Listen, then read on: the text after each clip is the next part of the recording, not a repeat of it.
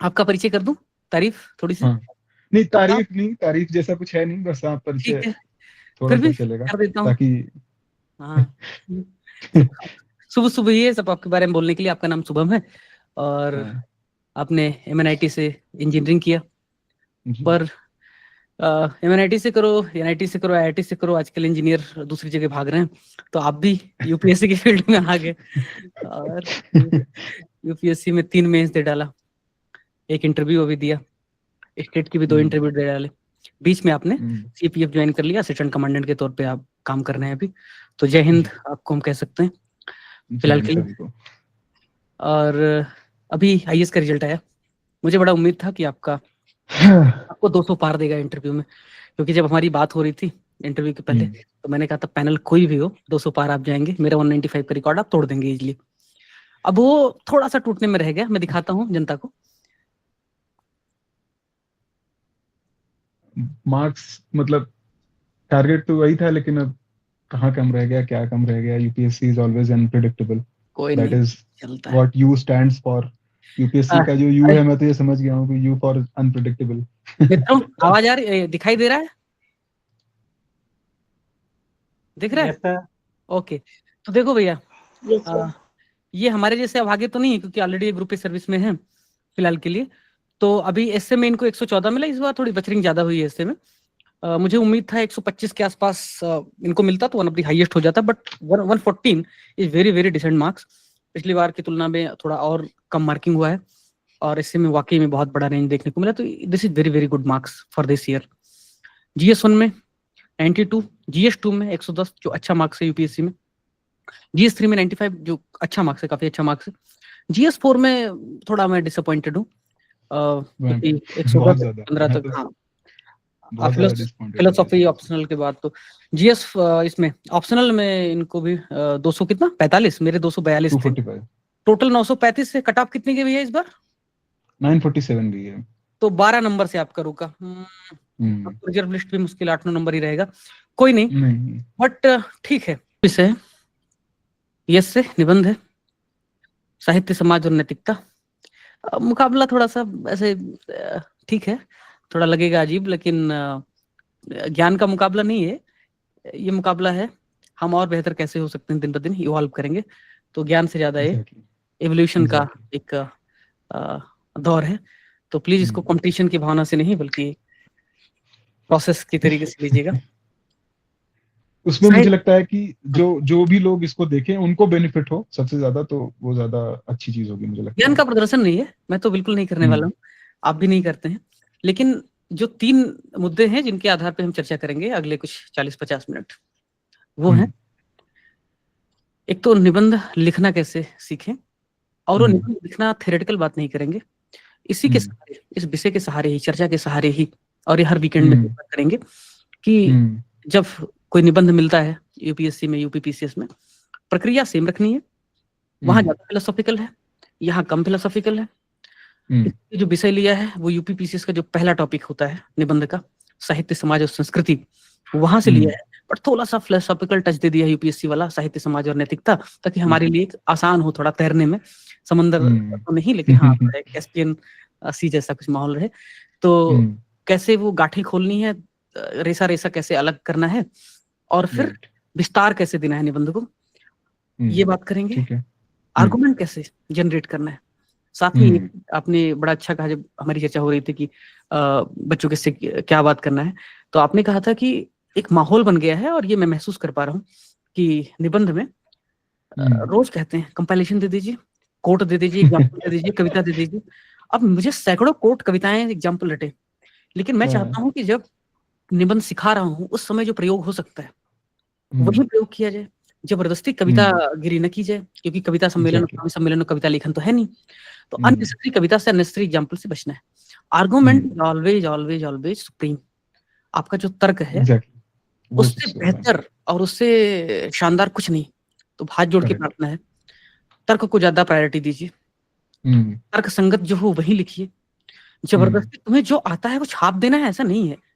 हम्म, और coaching centres को क्या है, उनको तो उनका पीडीएफ जितना सर्कुलेट होगा वही उनको फायदा है, इसलिए वो देते रहते हम्म, हैं, देते रहते हैं, देते रहते हैं। ठीक है। इंटू कंक्लूजन का फोमो है, ऐसे यहाँ पे भी एग्जाम्पल का भी बहुत फोमो है। इसको भी थोड़ा सा हम साथ लेकर के चलेंगे, इस पे डिस्कस करेंगे। और फिर साथ में एक डायमेंशन और है, वो डायमेंशन ये है कि ये कोई स्प्रिंट थोड़ी है, बोला 1 2 3 भागना शुरू कर दिए, भाग मिल्खा भाग। अरे भैया निबंध है, इसमें चिंतन को, भावनाओं को साथ लेकर चलना है। भावनाओं को आप पीछे पीछे रखिए, चिंतन को आगे आगे रखिए। थोड़ा सा चिंतन, फिर थोड़ा जहां निरस्ता लगने लगे वहां भावनाएं, यानी कि तर्क और भाव प्रवाह दोनों जरूरी, उन दोनों को साथ लेकर के चलो। और बार बार अपनी ही कॉपी शेयर करूं अच्छा नहीं लगता है, आप बहुत सारी कॉपी और देख सकते हैं। शुभम का भी मैं कॉपी, शुभम जी आपकी कॉपी प्लीज अपना ऐसे वाला अंग्रेजी में भी एक बार शेयर कीजिए। मैं शेयर करूंगा। ठीक है, शुरू करते हैं। तो जनता की परमिशन लेते हैं, शुरू करते हैं। साहित्य, समाज और नैतिकता, चलिए शुरू कीजिए। निबंध कैसे लिखेंगे? एक मैं मतलब बस थोड़ा सा पहले जो एक जनरल एसे का वो है उस पर थोड़ा सा चर्चा करना चाहूंगा कि जो जनरल हमारा अप्रोच क्या होना चाहिए एसे के लिए। तो उसमें जैसे आपसे भी बात हो ही रही थी कि ब्रेनस्टॉर्मिंग, जैसे आपने बोला ना, चिंतन बहुत जरूरी है। कि जब आपको एसे का टॉपिक मिल गया, आपने डिसाइड कर लिया कि मैं कौन से टॉपिक पे एसे लिखने वाला हूँ, उसमें भी थोड़ा टाइम लगता है जनरली लोगों को कि कौन से टॉपिक पे मैं ऐसे लिखने वाला हूँ। उसके कंसिडरेशंस होते हैं लोगों के कि भाई मेरे पास जिसके कोट्स होंगे या फिर जिसके डेटा मुझे याद आ रहे होंगे, है ना। लोग इस प्री कंसीव्ड नोशन के साथ ऐसे का टॉपिक चूज करते हैं। उन्हें लगता है कि मुझे इस पर्टिकुलर कोट एकदम अचानक से याद आ गया, अब फिर उनका दिमाग बंध जाता है उसी पे।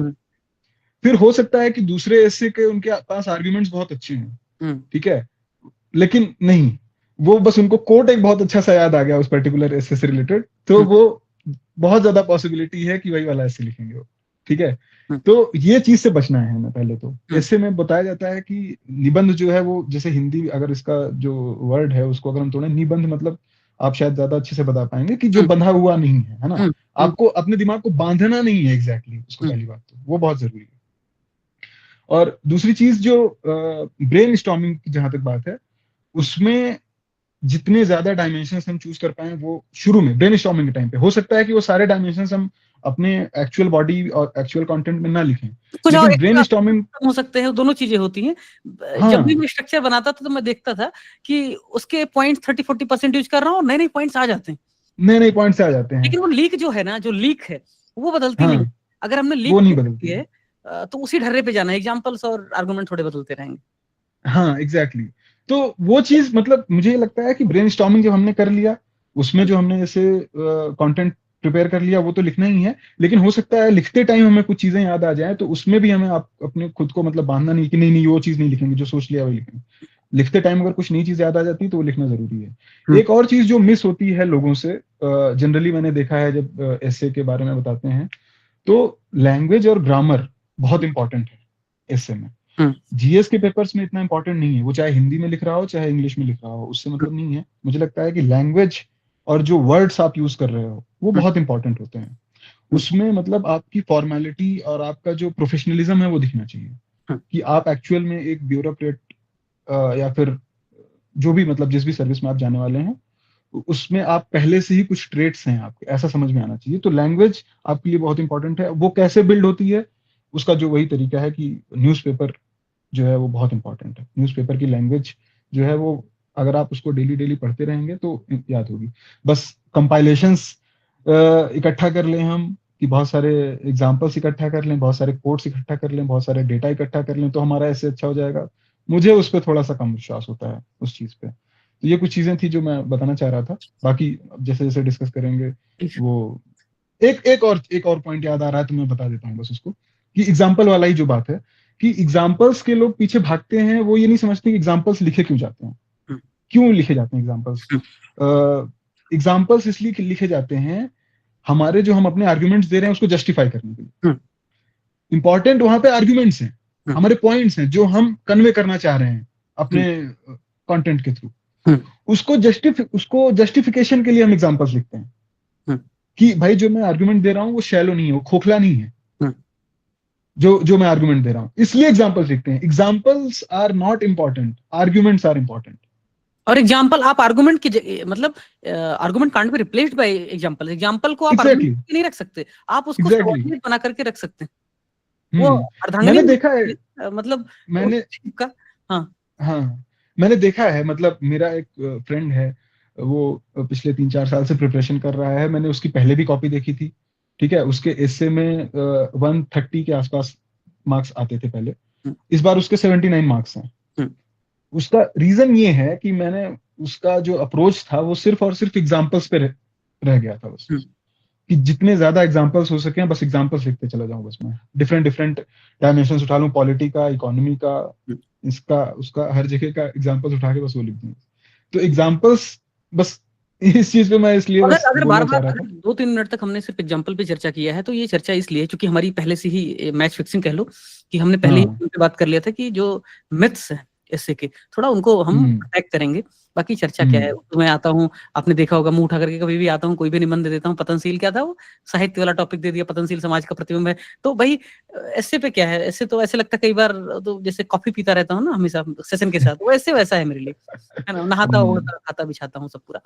तो हम्म। जो एग्जाम्पल्स आप लोग बार बार बार बार बार बार ढूंढते रहते हो, एग्जाम्पल हम्म। सब्सटेंशिएट करने के लिए है, एग्जाम्पल सबऑर्डिनेट रोल में है, वो एग्जैक्टली। आर्गुमेंट की भूमिका नहीं ले सकता।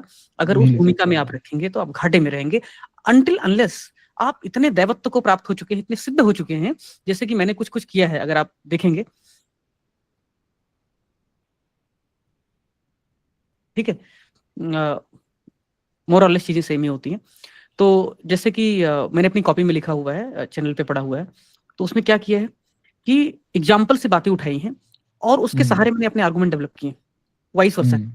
लेकिन अगर ये आपके अंदर काबिलियत है कि आप एग्जाम्पल से अपने आर्गुमेंट को निकाल सकते हैं, ठीक है ना, कोई एक वो उदाहरण आपने सेम ही देखा, चीज है। बिल्कुल, हम्म। जैसे वो है कि भाई मध्यम मार्ग को ही स्थापित करना है, तो आप बुद्ध वाला वो एग्जांपल ले सकते हैं कि भाई बुद्ध ने जब जंगल में जा रहे थे तो उन्होंने सुना कि तार को ये। इतना भी वीड़ा के मत कस दो कि वो टूट जाए, और इतना ढीला मत हम्म। करो कि बजे ही मत, और फिर वहां से आप उसको ड्राइव कर सकते हैं कि मध्यम मार्ग ये होता है। तो आप ऐसा कर सकते एग्जैक्टली। हैं। ये अमूर्त किस्म के निबंध में ज्यादा महत्वपूर्ण है। अभी एक सवाल आया है एक लड़की का, कि यूपीपीसीएस में एसए के मार्क्स पैटर्न पर बात करिए, यूपीएससी में जो मार्किंग सिस्टम है वो सेम यूपीपीसीएस में है क्या? तो नम्रता मैं बता दूं कि मैंने भी यूपीपीसीएस का इंटरव्यू दिया है और शुभम जी ने भी दिया है।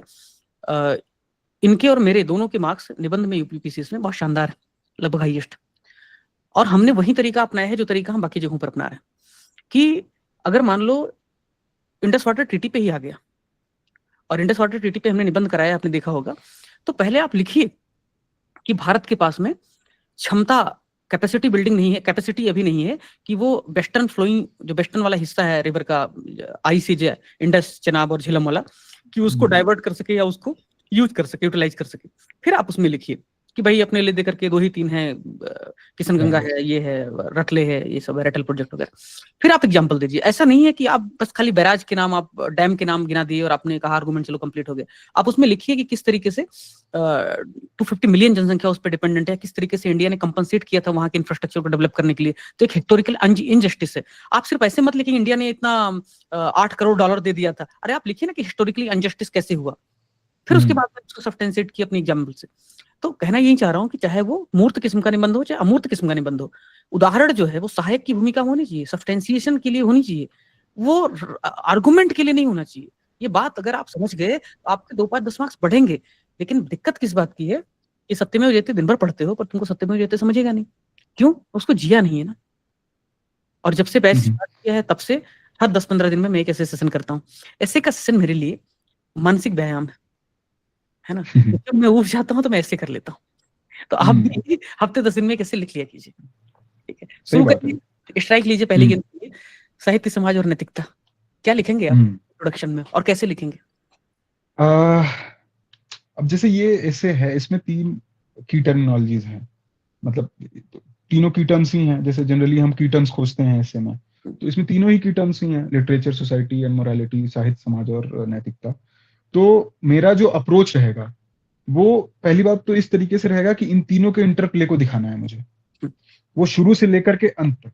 और जब मैं ये सोचूंगा कि एग्जामिनर जब पहला ही पैराग्राफ पढ़े, जब मेरा इंट्रोडक्शन ही पढ़े, उसी में उसे समझ में आ जाए कि मैं अगले 10 पेज या 8 पेज या जितने भी 800 वर्ड, 1000 वर्ड जो भी मैं लिखने वाला हूँ, उसमें क्या लिखने वाला हूँ, ताकि उसे बोर ना हो, ताकि उसे ये ना लगे कि वही चीज बार बार रिपीट हो रही है, या फिर वही सब जितना बाकी लोगों ने लिखा है वही लिख दिया है, या फिर क्या आगे लिखने वाला है वो उसे नहीं पता है।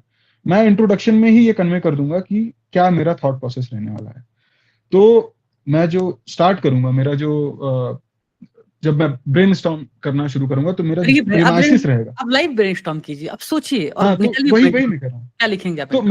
मेरा जो प्रेमाइसिस रहेगा ब्रेनस्टॉर्मिंग का, हम्म, कि ब्रेनस्टॉर्मिंग किस बेसिस पे करना है मुझे, वो यही रहेगा कि मैं इन तीनों के इंटरप्ले को दिखाता हुआ चलूं।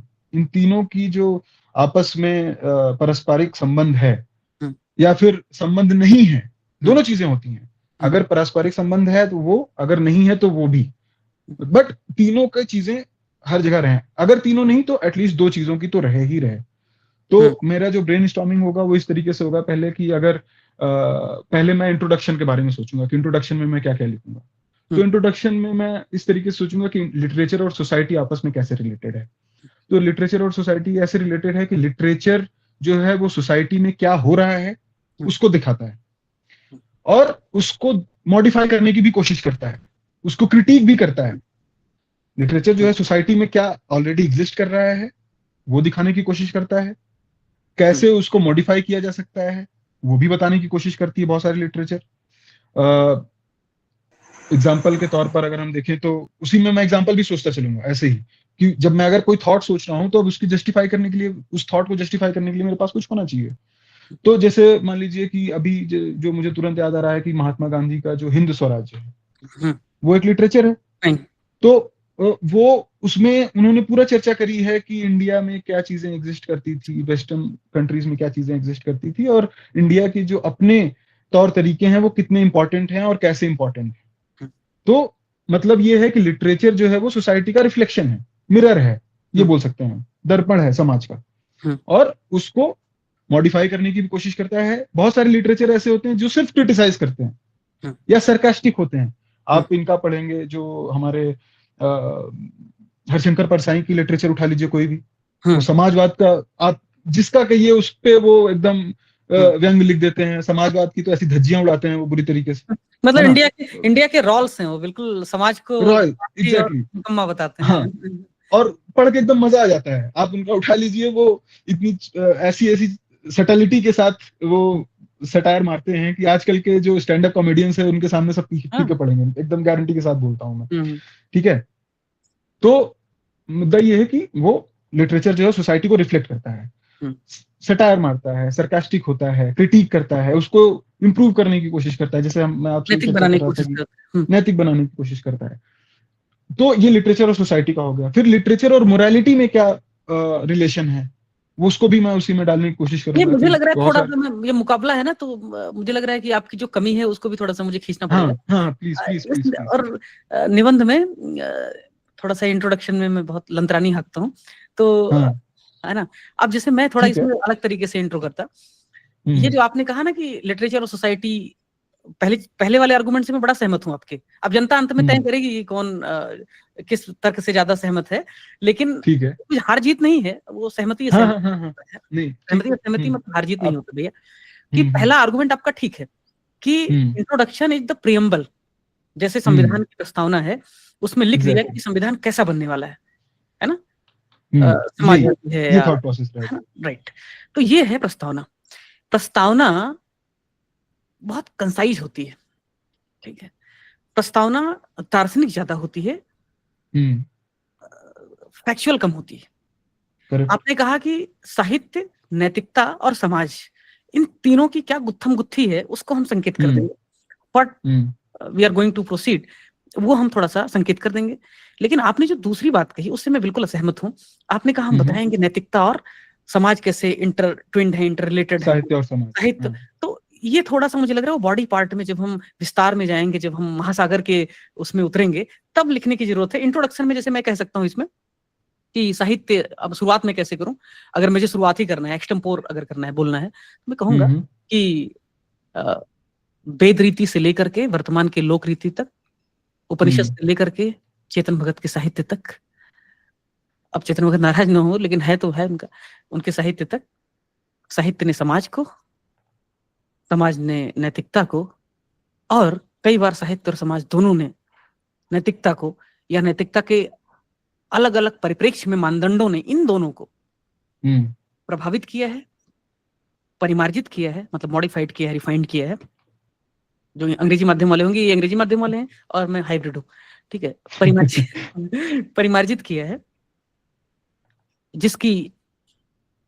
जिसका जो विकास क्रम है वो अनवरत जारी है, ठीक है।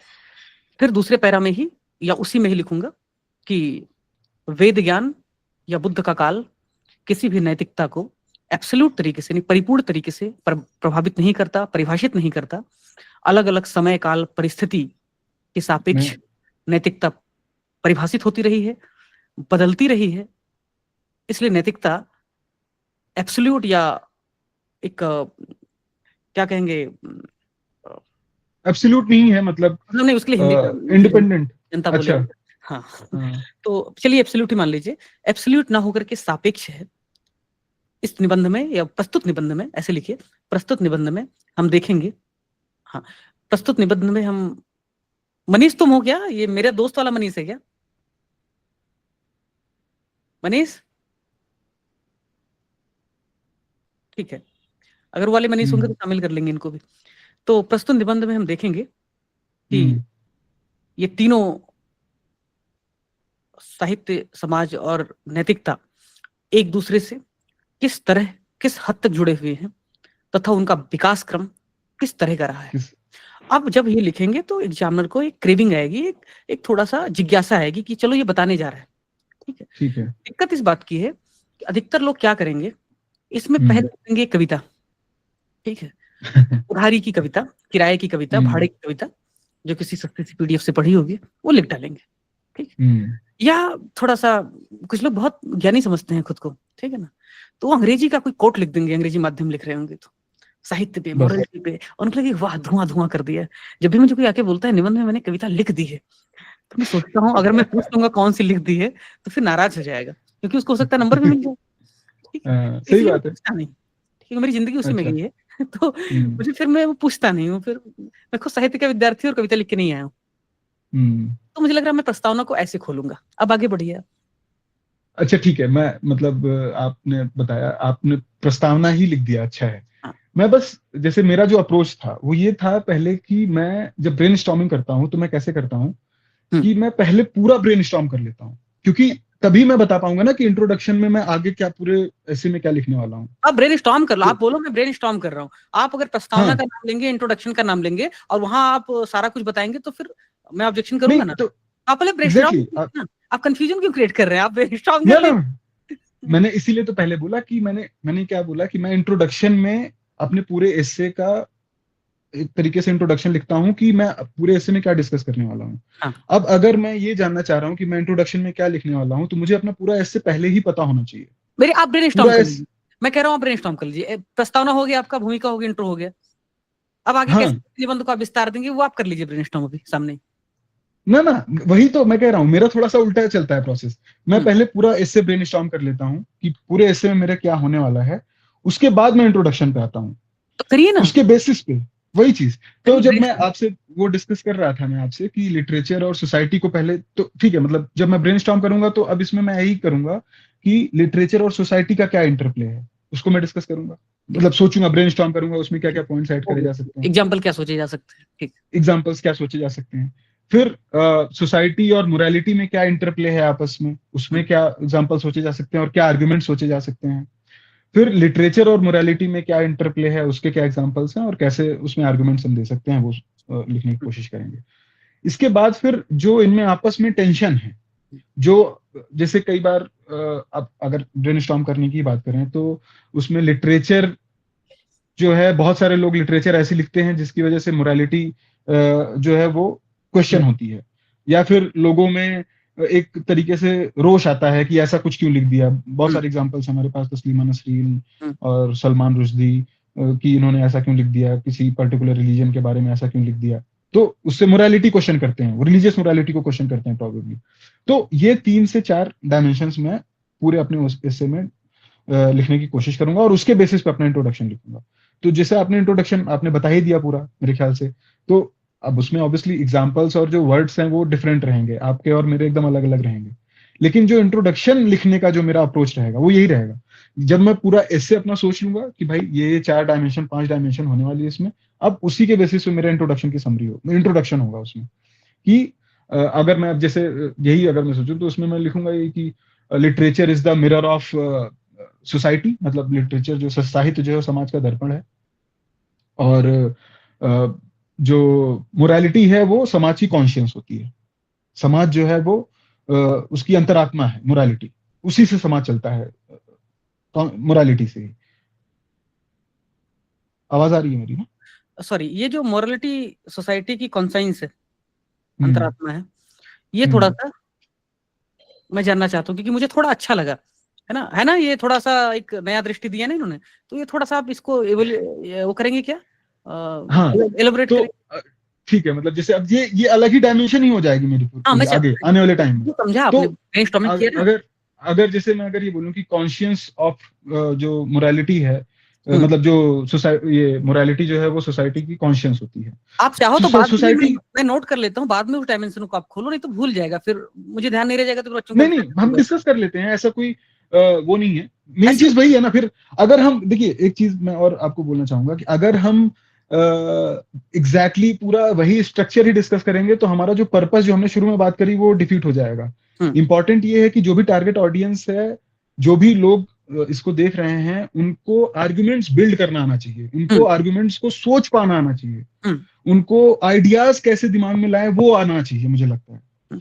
अगर हम उनको एकदम पकी पकाई खिचड़ी दे देंगे कि अच्छा ठीक है ये इंट्रोडक्शन हो गया, ये प्रस्तावना हो गया, तो जब तक वो एग्जैक्ट यही टॉपिक नहीं आएगा ना, तब तक वो लिख नहीं पाएंगे उस चीज को। ठीक है, जरा ये वाले इस तो पे कर दीजिए, फिर अगला ब्रेनस्टॉर्मिंग, फिर उस पे थोड़ा थोड़ा जहां जहां हाँ लगेगा इस पे और बात की जा सकती है वो कर लेंगे। एग्जैक्टली 10 पॉइंट आप सोचेंगे, उसमें एग्जैक्टली 4 पॉइंट बहुत अच्छा होगा जो काम का भी होगा, तो we can talk a little more about that.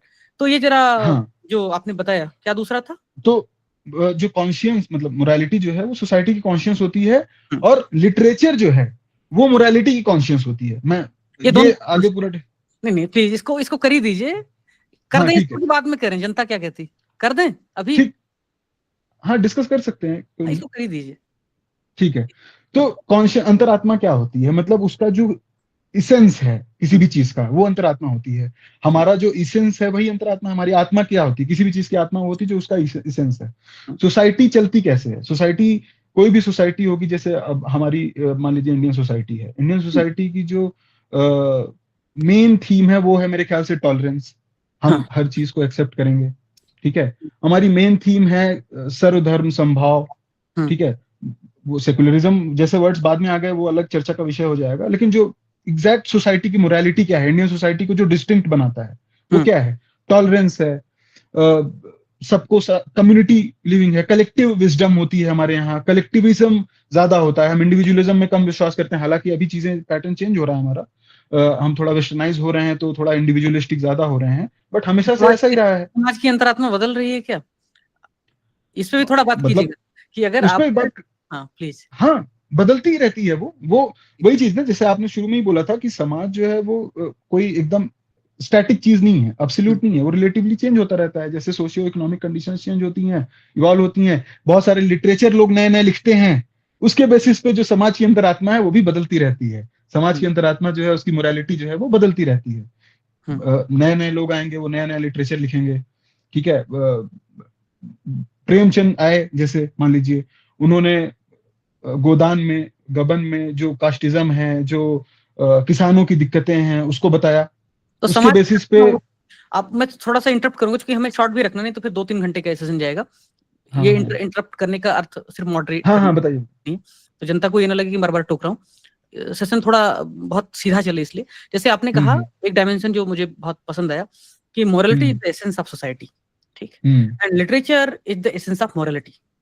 हम्म तो मैं आपसे ये जानना चाहता हूँ, आपने कहा कि जो समाज होता है ना, उस हम्म समय जिस तरीके की नैतिकता हम्म दिखाई देती है, दरअसल हम्म वो समाज की आत्मा का एक रिफ्लेक्शन होता है।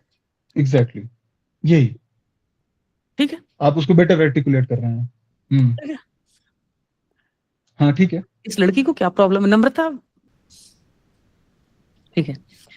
तो ये जो डायमेंशन था कि हम्म जो कंसा ये है मोरालिटी है, वो सोसाइटी की कंसाइंस है। अब मुझे हम्म थोड़ा सा इसमें ऐसे डाउट, एंटीथेसिस कर लो या इसको और हाँ ठीक इवॉल्व है, करके अगर बात करने की एंटीथेसिस। कोशिश करें, तो आप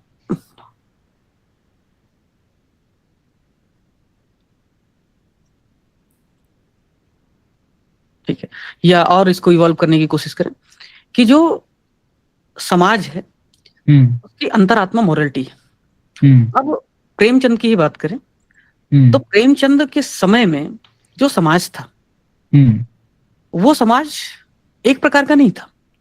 एक तरफ था जातिगत विभाजित समाज, जातीय रूप से विभाजित समाज, एक तरफ था शोषणकारी समाज, एक तरफ था अंग्रेजों का अत्याचारी समाज, एक तरफ था प्रेमचंद धनपत राय वाला, महात्मा गांधी वाला, जयशंकर प्रसाद वाला, वो समाज।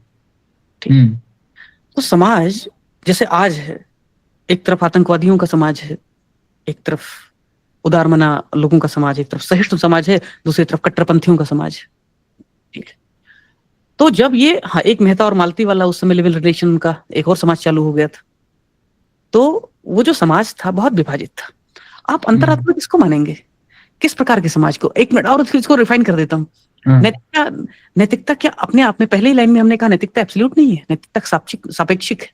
मालती और मेहता जिस लिव इन रिलेशनशिप की बात कर रहे हैं ना गोदान में, उसे उस समय लोग अनैतिक मानते थे, और वो एसेंस, वो कंसाइंस नहीं था उस समय की सोसाइटी का। पर आज की सोसाइटी का वो कंसाइंस हो सकता है, लेकिन पूरी सोसाइटी का नहीं तो आप कंसाइंस किसको मानेंगे?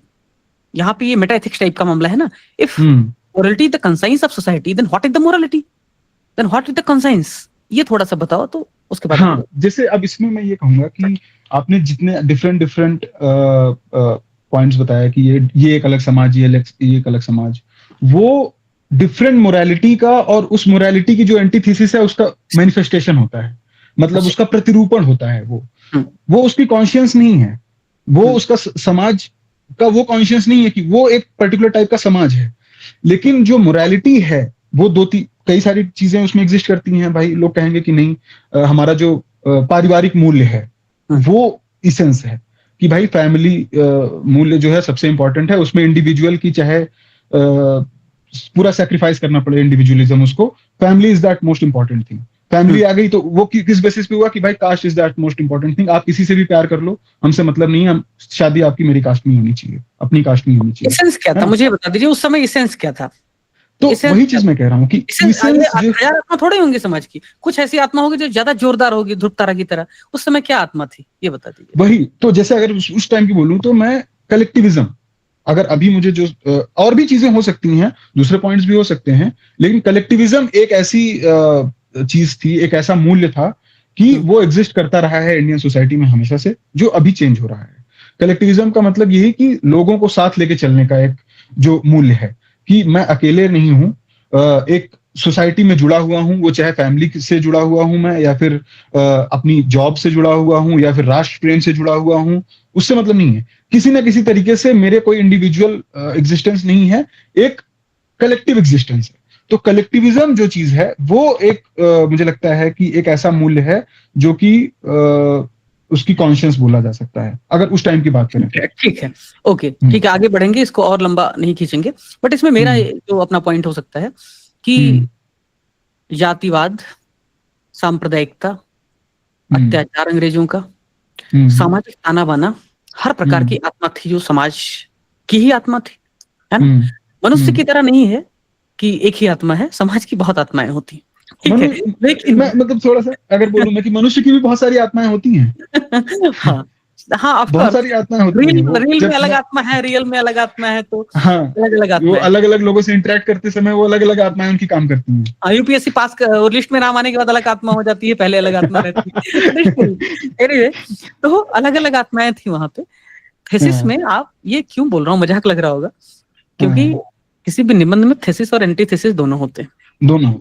जब शुभम जी ने बोला कि morality the essence of society, तब आप जब निबंध के अंतिम हिस्से में आएंगे, कंक्लूजन के जस्ट पहले, उस समय आप एंटीथेसिस भी लिखिए, उसमें लिखिए, सही बात है, I discussed above, morality can't be the essence of society, can't be the reflection of society in true sense, क्योंकि जो morality है वो डिवाइडेड होती है, बहुत फ्रेगमेंटेड होती है, और अलग अलग समय काल परिस्थिति में अलग अलग प्रकार की विचारधाराओं के हिसाब से अलग अलग प्रकार लोग अपनी मोरालिटी तय करते हैं।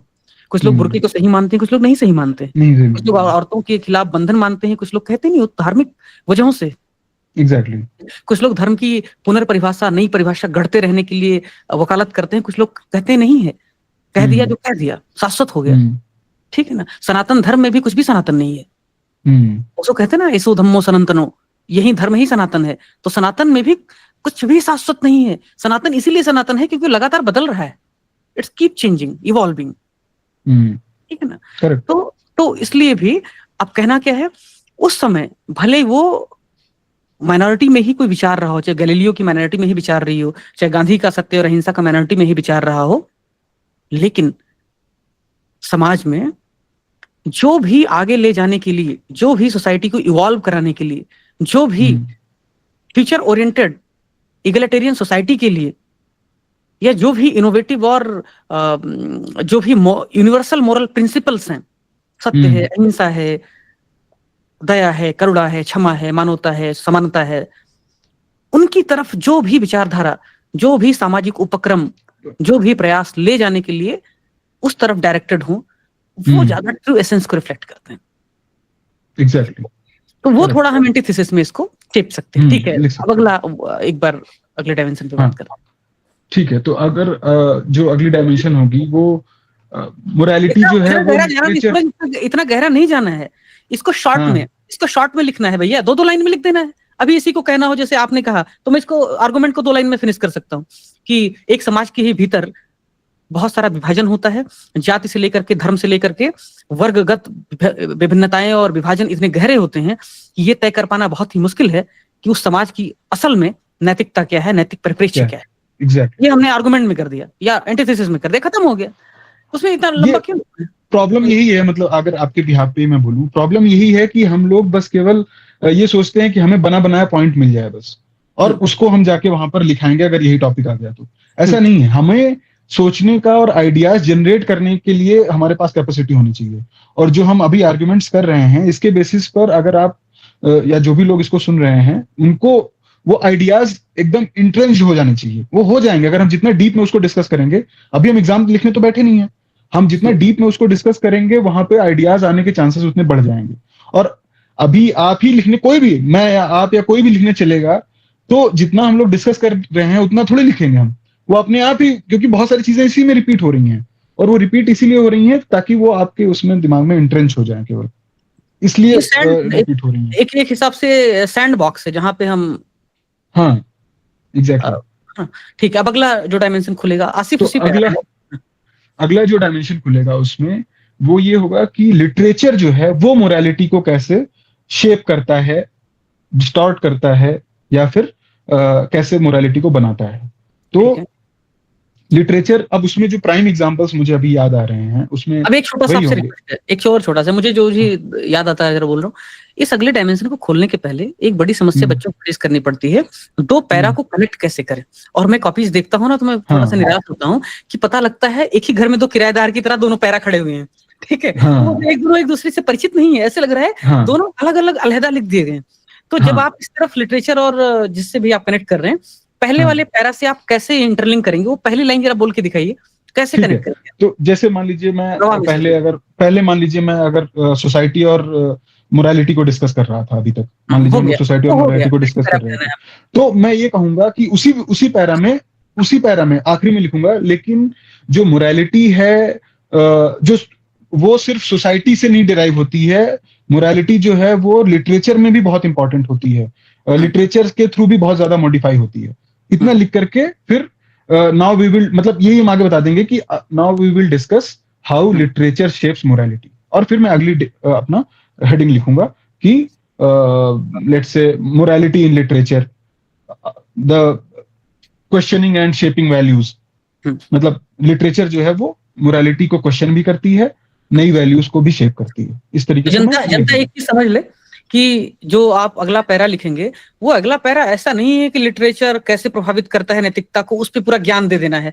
जो आपने ऊपर लिखा है, नहीं पूजा हेडिंग नहीं लिखना, फिर से कह रहा हूँ, एक अच्छा 5 वाला एस्से नहीं है, गाय हमारी माता है, वो एस्से नहीं है। हेडिंग में देखता हूँ तो मैं कॉपी काट देता हूँ, मैं कहता हूँ निबंध में हेडिंग नहीं लिखना है, निबंध में मैप नहीं बनाने, please don't do such practices, है ना। किड्स नहीं हो अभी, एक सवाल ही नहीं, मैं कितनी बार बोल चुका हूँ हेडिंग नहीं डालना है, फिर भी ये सवाल तुम्हारे, तुम तो स्टूडेंट हो ना। इसमें एक चीज जैसे मैं और बोलूंगा कि 2 तरीके होते हैं, मैंने 2 तरीके अडॉप्ट किए थे, प्रैक्टिस भी किया था। या तो पिछले पैराग्राफ में आप अगले पैराग्राफ की बात कर दीजिए, हाँ ठीक है, ठीक है, संकेत दे दीजिए। या फिर हाँ, हाँ संकेत कर दीजिए कि मैं आगे क्या लिखने वाला हूँ। उसके लिए आप जो भी बहुत सारे एडवर्ब्स होते हैं, प्रीपोजिशंस होती हैं, बहुत सारे कीवर्ड्स होते हैं, वो यूज करते हैं, वो हिंदी में भी होते होंगे, मैं एकदम श्योर हूँ। और या फिर आप अगले पैराग्राफ में पिछले वाले पैराग्राफ की बात कर दीजिए एक लाइन में, कि पिछले पैराग्राफ में हम क्या बात कर रहे थे, और उससे ट्रांजिशन करिए आप अगले पैराग्राफ पे। बिल्कुल।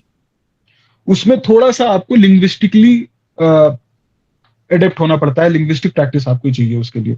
थोड़ा सा आपके पास अच्छे कीवर्ड्स होने चाहिए, अच्छे डिक्शनरी होनी चाहिए, बेसिकली वोकैबुलरी होनी चाहिए हर जगह इसी प्रकार similarly in the same manner in the same fashion, वही नहीं कर सकते हैं, थोड़ा सा हाँ, अधिकतर को लिखता हूँ similarly and hence in the हाँ, सेम मैनर, वैसा ही लिखते हैं, ये एक दिक्कत है। हाँ तो प्लीज। अब जैसे अब ये बात करेंगे हम कि मोरालिटी जो है लिटरेचर में कैसे एग्जिस्ट करती है और कैसे लिटरेचर मोरालिटी को शेप करती है। तो उसमें जो एग्जांपल्स अब मैं बोल रहा हूँ, जबकि हमने एग्जांपल्स को कितना वो किया था, क्रिटिसाइज किया था, लेकिन एग्जांपल को क्रिटिसाइज नहीं किया था हमने, कहा था कौन से कही जाती। हाँ, तो वही चीज, एग्जांपल कहाँ यूज कर रहे हैं। हाँ, तो लिटरेचर जो है वो बहुत इंपॉर्टेंट होती है मोरालिटी को शेप करने में। आप जो भी मोरालिटीज एग्जिस्ट करती हैं, कि हमें मान लीजिए एक ये मोरल वैल्यू है कि हमें निष्काम कर्म करना चाहिए, हमें फल की चिंता नहीं करनी चाहिए, तो ये किसी लिटरेचर से ही आ रहा है ना। ये कहाँ से आ रहा है? श्रीमद् भगवत गीता से आ रहा है। या फिर स्टोइक फिलोसफी, जो स्टोइक फिलोसफर मार्कस ऑरेलियस और ये सब लिख के चले गए, कि उनके बुक है मेडिटेशंस, वहां से ही तो डिसेमिनेट होकर के यहाँ पे आ रहा है ना। अभी तो मार्कस ऑरेलियस या फिर श्री कृष्ण यहाँ पर वापस आ नहीं रहे हैं अभी, मेरे ख्याल से इतना अधर्म यहाँ पे नहीं हुआ है। जब वो होगा यदा यदा ही धर्मस्य ग्लानिर्भवति, तब आएंगे कृष्ण, लेकिन अभी तो नहीं है ना। अभी तो श्रीमद् भगवत गीता बता के चले गए हैं, लिख के चले गए हैं, जो भी है उसी के थ्रू मोरालिटी जो है वो डिसेमिनेट हो रही है और आगे चल रही है।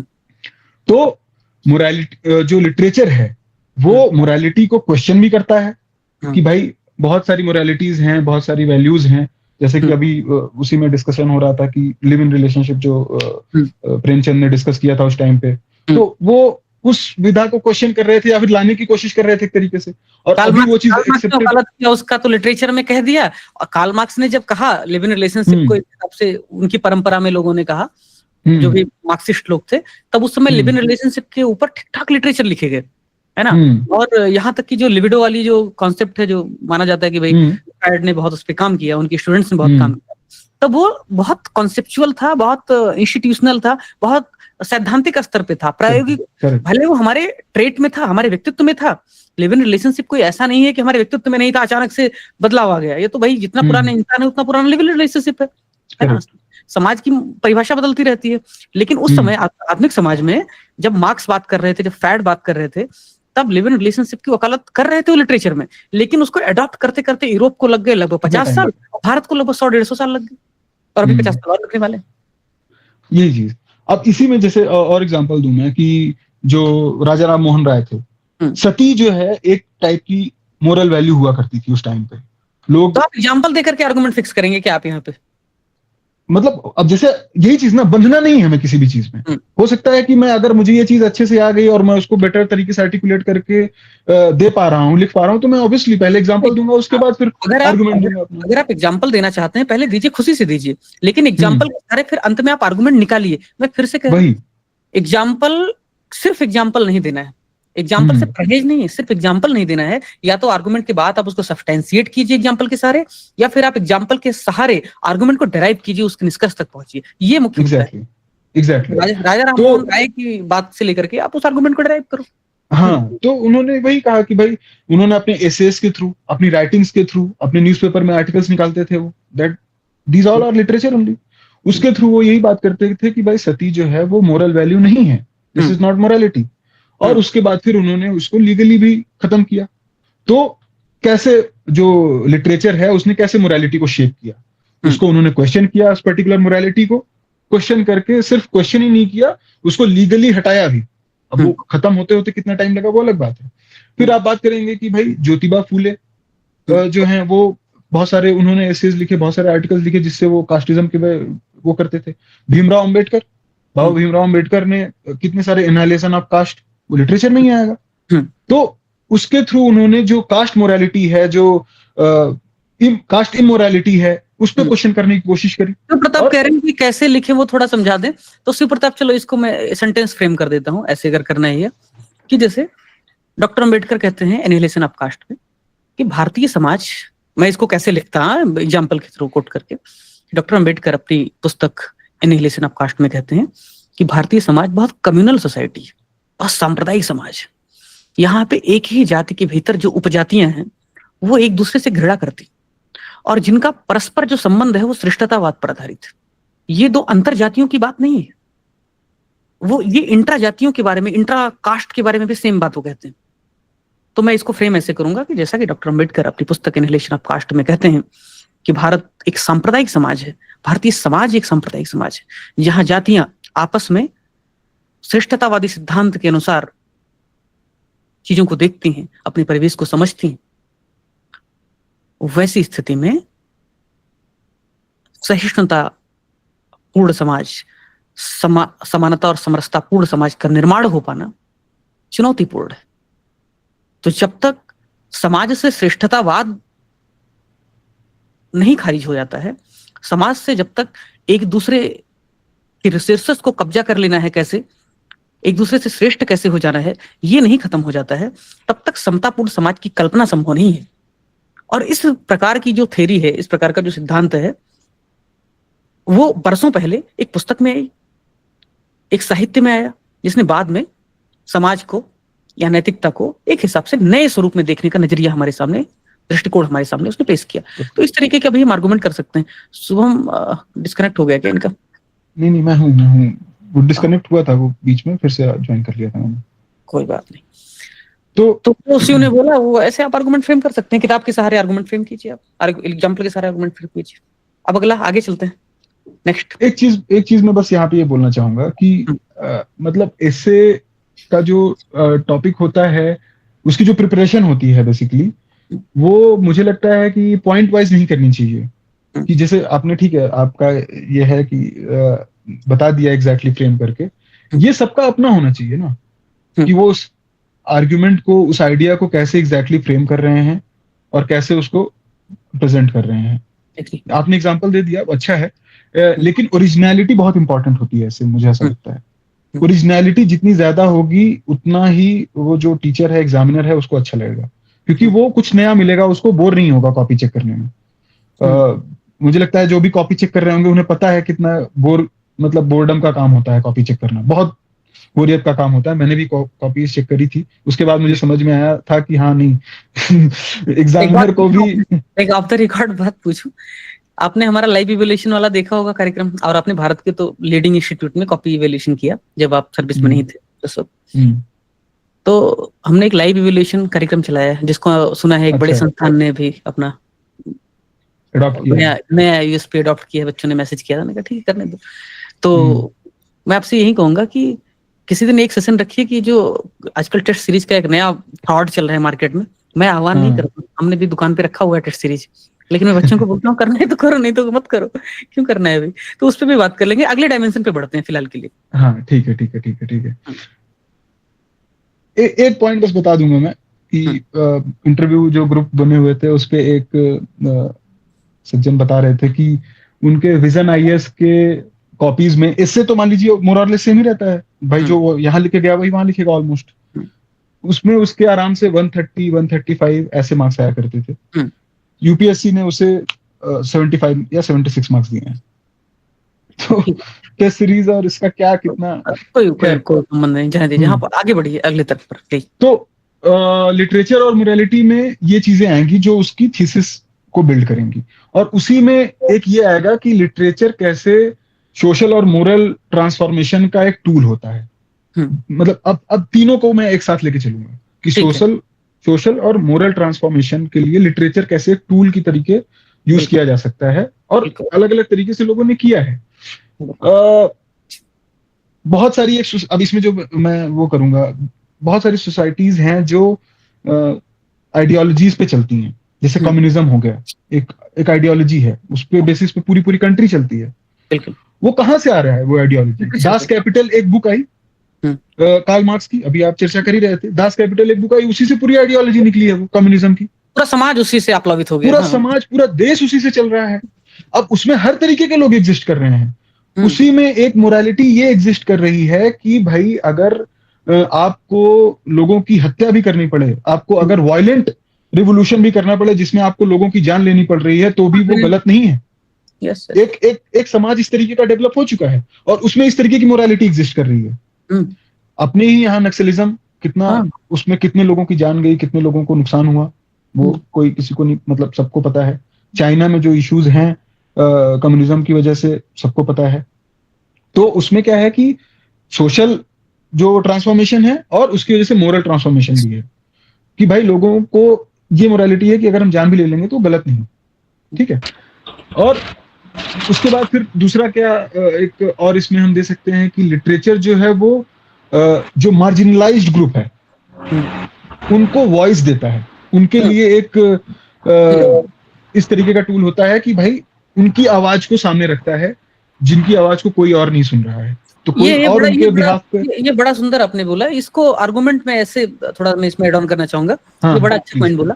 अभी समाज और नैतिकता कैसे परिभाषित हो रही थी लिटरेचर के माध्यम से, अब इसमें ऐसे है कि लिटरेचर या साहित्य सिर्फ समाज और नैतिकता को ही परिभाषित नहीं करता, सिर्फ उनको ही नहीं घड़ता है, सिर्फ उनको ही नेतृत्व नहीं देता है, बल्कि व्यक्ति को भी, व्यक्ति के विचारों को भी, व्यक्ति की सोचने के तौर तरीकों को भी, या यूं कह लो कि जिस तरीके से वो अब तक नहीं सोचता रहा है, जिस तरीके से अब तक समाज भी नहीं रहा, नैतिकता भी नहीं रही है, पूरी तरीके से आमूलचूल परिवर्तन भी एक लाने का काम करता है।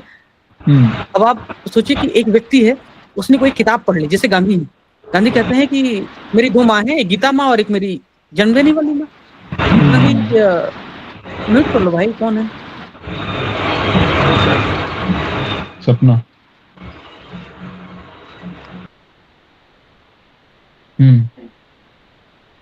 तो इसकी बात करते हैं।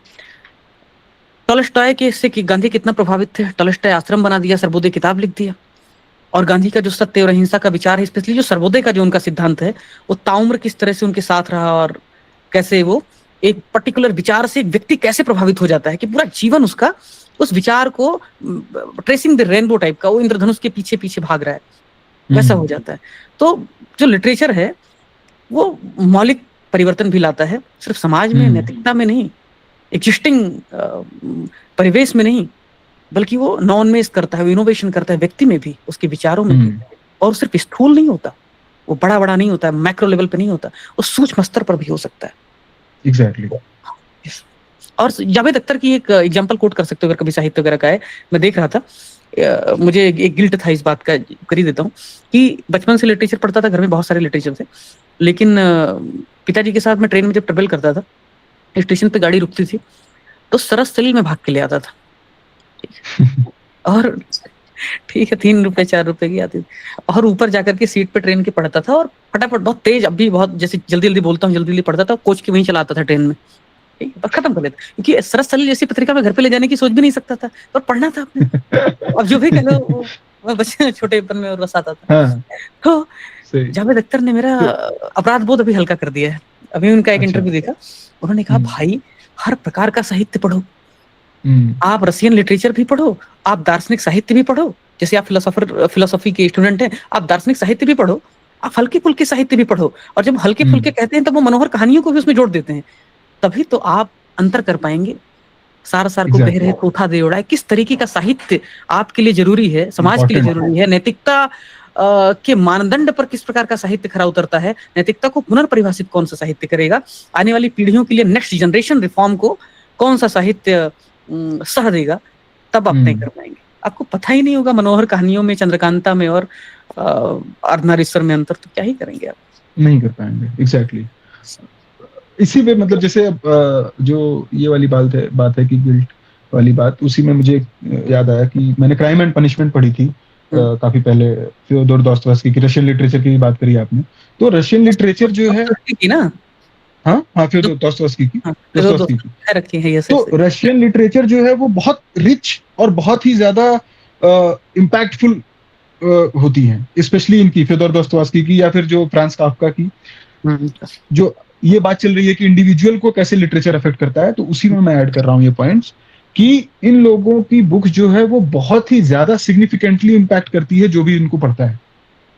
मतलब आप बहुत सारी लिटरेचर पढ़ेंगे और आप भूल जाएंगे, लेकिन जो ट्रांसफॉर्मेशन है वो इनकी बुक्स पढ़ने से होता है। मतलब आप क्राइम एंड पनिशमेंट और जो उनका सीरीज है पूरा, ब्रदर्स ऑफ कारामाजोव और द इडियट नोट्स अंडरग्राउंड। आप कर्माजोव की बात की आपने, तो मैं बोलूं कि बच्चों की बार बोला भी था मैंने, टॉलस्टॉय जब मरे, टॉलस्टॉय द ग्रेट है ना, कहा जाता है उनके सिरहाने क्या रखा हुआ था, ब्रदर कर्माजोव। तो अच्छा, उसकी मूवी भी बनी है 80s में या 70s में, आप देखा होगा अच्छा, आपने। मूवी नहीं देखी तो है। अब वो दोस्तोस्की की एक किताब इतने बड़े फिलोसोफर को, इतने बड़े साहित्यकार को इस हद तक प्रभावित करती है कि वो मर रहा है, उस वक्त भी वो ब्रदर कर्माजोव पढ़ रहा है। एग्जैक्टली तो वो एक्चुअली इतना उसमें फ्योदोर दोस्तोयेव्स्की का जो ये है टेस्ट है आप कह लीजिए, या फिर जो उसका पिंच है वो इतना गहरा होता है कि लोग उससे इम्पैक्ट हुए बिना जा ही नहीं सकते हैं। आप चेतन भगत को पढ़ लोगे 2 दिन में भूल जाओगे, पता भी नहीं चलेगा कि क्या था क्या नहीं था। चेतन भगत तो खुद भी नहीं याद होगा उनकी कहानी, मुझे तो कई बार लगता है। है ना? तो वो लिटरेचर में कॉमन होती है, चीजें होती ही है। जैसा आपने कहा कि हल्की चीजें हैं, डिफरेंशिएट करने के लिए जरूरी है कि क्या सही है क्या। वो खुद भी सोचते होंगे मैंने कहाँ से कैसे कैसे लिख दिया, मुझे खुद भी नहीं याद है भाई। लिख दिया तो लिख दिया। यस। तो ये कुछ लिटरेचर होते हैं जो लोगों को बहुत प्रभावित करते हैं, और जब लोग प्रभावित होते हैं तो उससे समाज भी प्रभावित होता है। तो वही चीज मैं जस्टिफाई करने की कोशिश कर रहा था कि लिटरेचर कैसे इंडिविजुअल को अफेक्ट करता है। इंडिविजुअल को अफेक्ट करेगा तो सीधी सी बात है वो समाज को प्रभावित करेगा। आपने गांधी जी की बात करी, उसी में मैं ऐड करूंगा कि गांधी जी को इस हद तक लिटरेचर ने प्रभावित किया कि उन्होंने एक बहुत बड़े तबके को प्रभावित कर डाला, जिससे एक नया समाज, गांधीज्म, एक पूरी फिलॉसफी जनरेट हुई। गांधी जी के फॉलोअर्स इतने बड़े कि एक नया समाज, एक नई सोसाइटी उठ के खड़ी हुई। उनके फॉलोअर्स हर जगह प्रेजेंट हैं। तो वो अगर उसका हम ट्रेस करें तो कहाँ आएगा? वो लिटरेचर पे आएगा। तो लिटरेचर ने इंडिविजुअल को प्रभावित किया। इंडिविजुअल ही जो सोसाइटी की एक यूनिट है, जिससे सोसाइटी प्रभावित होगी और मोरालिटी जो है वो ट्रांसफॉर्म होगी या फिर इनहैंस होगी। उन्होंने अहिंसा एक मोरालिटी है जो हमेशा से एग्जिस्ट करती रहती थी हमारे यहाँ पर। नॉन वायलेंस ऐसा नहीं है कि गांधी जी का वो खुद का सोचा हुआ विचार था। मतलब ठीक है, उन्होंने उसको प्रमोट किया। वो कहाँ से आया? वो उन्होंने जो हमारे एंशिएंट लिटरेचर थे, श्रीमद् भगवत गीता कह लीजिए या फिर जो भी उपनिषद को भी पढ़ते थे, वो उन्होंने एक्सेप्ट किया है, उपनिषद से उठाया। और जितनी भी चीजें, मतलब तो कैसे लिटरेचर से ही ये सारी चीजें इवॉल्व हो रही हैं। इस पे हम बहुत सारे पॉइंट्स लिख सकते हैं। इस पे ठीक है, लेट्स कट इट शॉर्ट। एक मेरा इसमें डायमेंशन है। अब आगे जब हम बढ़ेंगे निबंध की तरफ, तो एक स्टाइल है जो मैं अभी कॉपी नहीं दिखा सकता, बाद में इस पे अगले सेशन में जब हम करेंगे, कि मैं सवाल करते चलता हूँ निबंध में, सवाल करते चलता हूँ, और मुझे लग रहा है कि जब मैं सवाल पूछता हूँ उसी का जवाब देते देते देते देते जैसे किसी पहाड़ी के ढलान पे आप धीरे धीरे धीरे करके पहुंच जाते हैं, या समंदर में आप उतरते जाते हैं। तो ऐसे ही विचारों की जो ये गहराई है, अचानक से जंप लगा करके मैं नहीं हासिल करता, बल्कि विचारों की गहराई को आहिस्ता आहिस्ता फिसलने देता हूँ अपने ही मानस पर, अपने ही चिंतन पर, ताकि झटका ना लगे, आप उसके साथ साक्षात्कार कर पाए रियल टाइम में। तो इसमें मेरा एक डायमेंशन होगा, सवाल होगा, तो फिर नैतिकता को कौन ज्यादा प्रभावित करता है, समाज या साहित्य? अगला प्रश्न यह उठता है, अगर मैं इसको डायमेंशन में पिरूं, अगर मैं इसको ऐसे में लिखूं, स्वाभाविक रूप से अगला तर्क, अगला आयाम ये प्रस्तुत हो सकता है, अगला प्रश्न ये विचारण ये है कि नैतिकता को ज्यादा कौन प्रभावित करते हैं? ये तो तय बात है, निर्विवाद है कि नैतिकता को समाज और साहित्य दोनों प्रभावित करते हैं। इन दोनों के अलावा बाकी चीजें भी प्रभावित करती हैं, लेकिन सिर्फ साहित्य और समाज की बात करें तो नैतिकता को ज्यादा प्रभावित कौन करता है? जरा इस पे एक बार बात कर लेते हैं, और अगर करता है तो क्यों? इस पे थोड़ा कौन, साहित्य या समाज? मतलब अगर दोनों में से, जैसा कि हमने डिस्कस किया कि दोनों करते ही करते हैं, कितने लोग सोसाइटी के हैं, थोड़ा सा ये जनता का भी ओपिनियन पोल ले लेते हैं, एग्जिट पोल। कितने लोग सोसाइटी मानते हैं नैतिकता को प्रभावित करने के पीछे? एक हैंड रेज करना है खाली।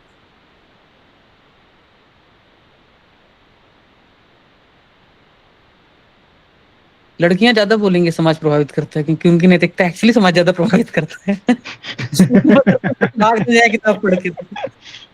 हाँ ठीक है। कितने लोगों को लगता है कि साहित्य प्रभावित करते हैं वही लोग होंगे जिनको समाज ने बहुत छूट दे दी है, पति परमेश्वर वाले, है ना? कितने लोगों को लगता है साहित्य ज्यादा प्रभावित करता है?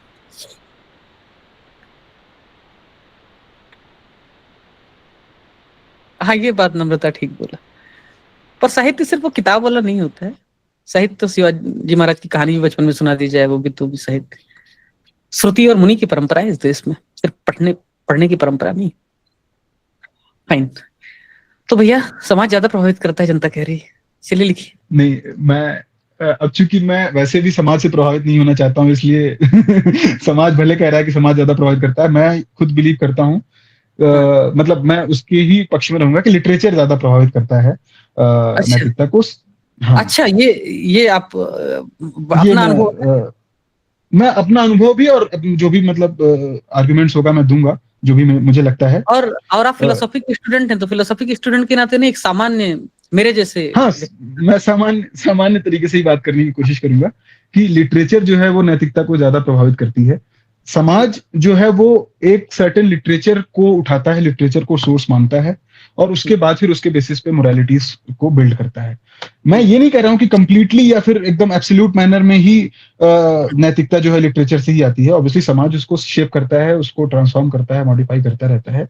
बट अगर कंपेयर करने की बात आएगी तो मैं लिटरेचर के पक्ष में ज्यादा रहूंगा, क्योंकि आपसे मुकाबला इन चल रहा है, जनरल, मेरा कौन सा आर्गुमेंट है आपसे?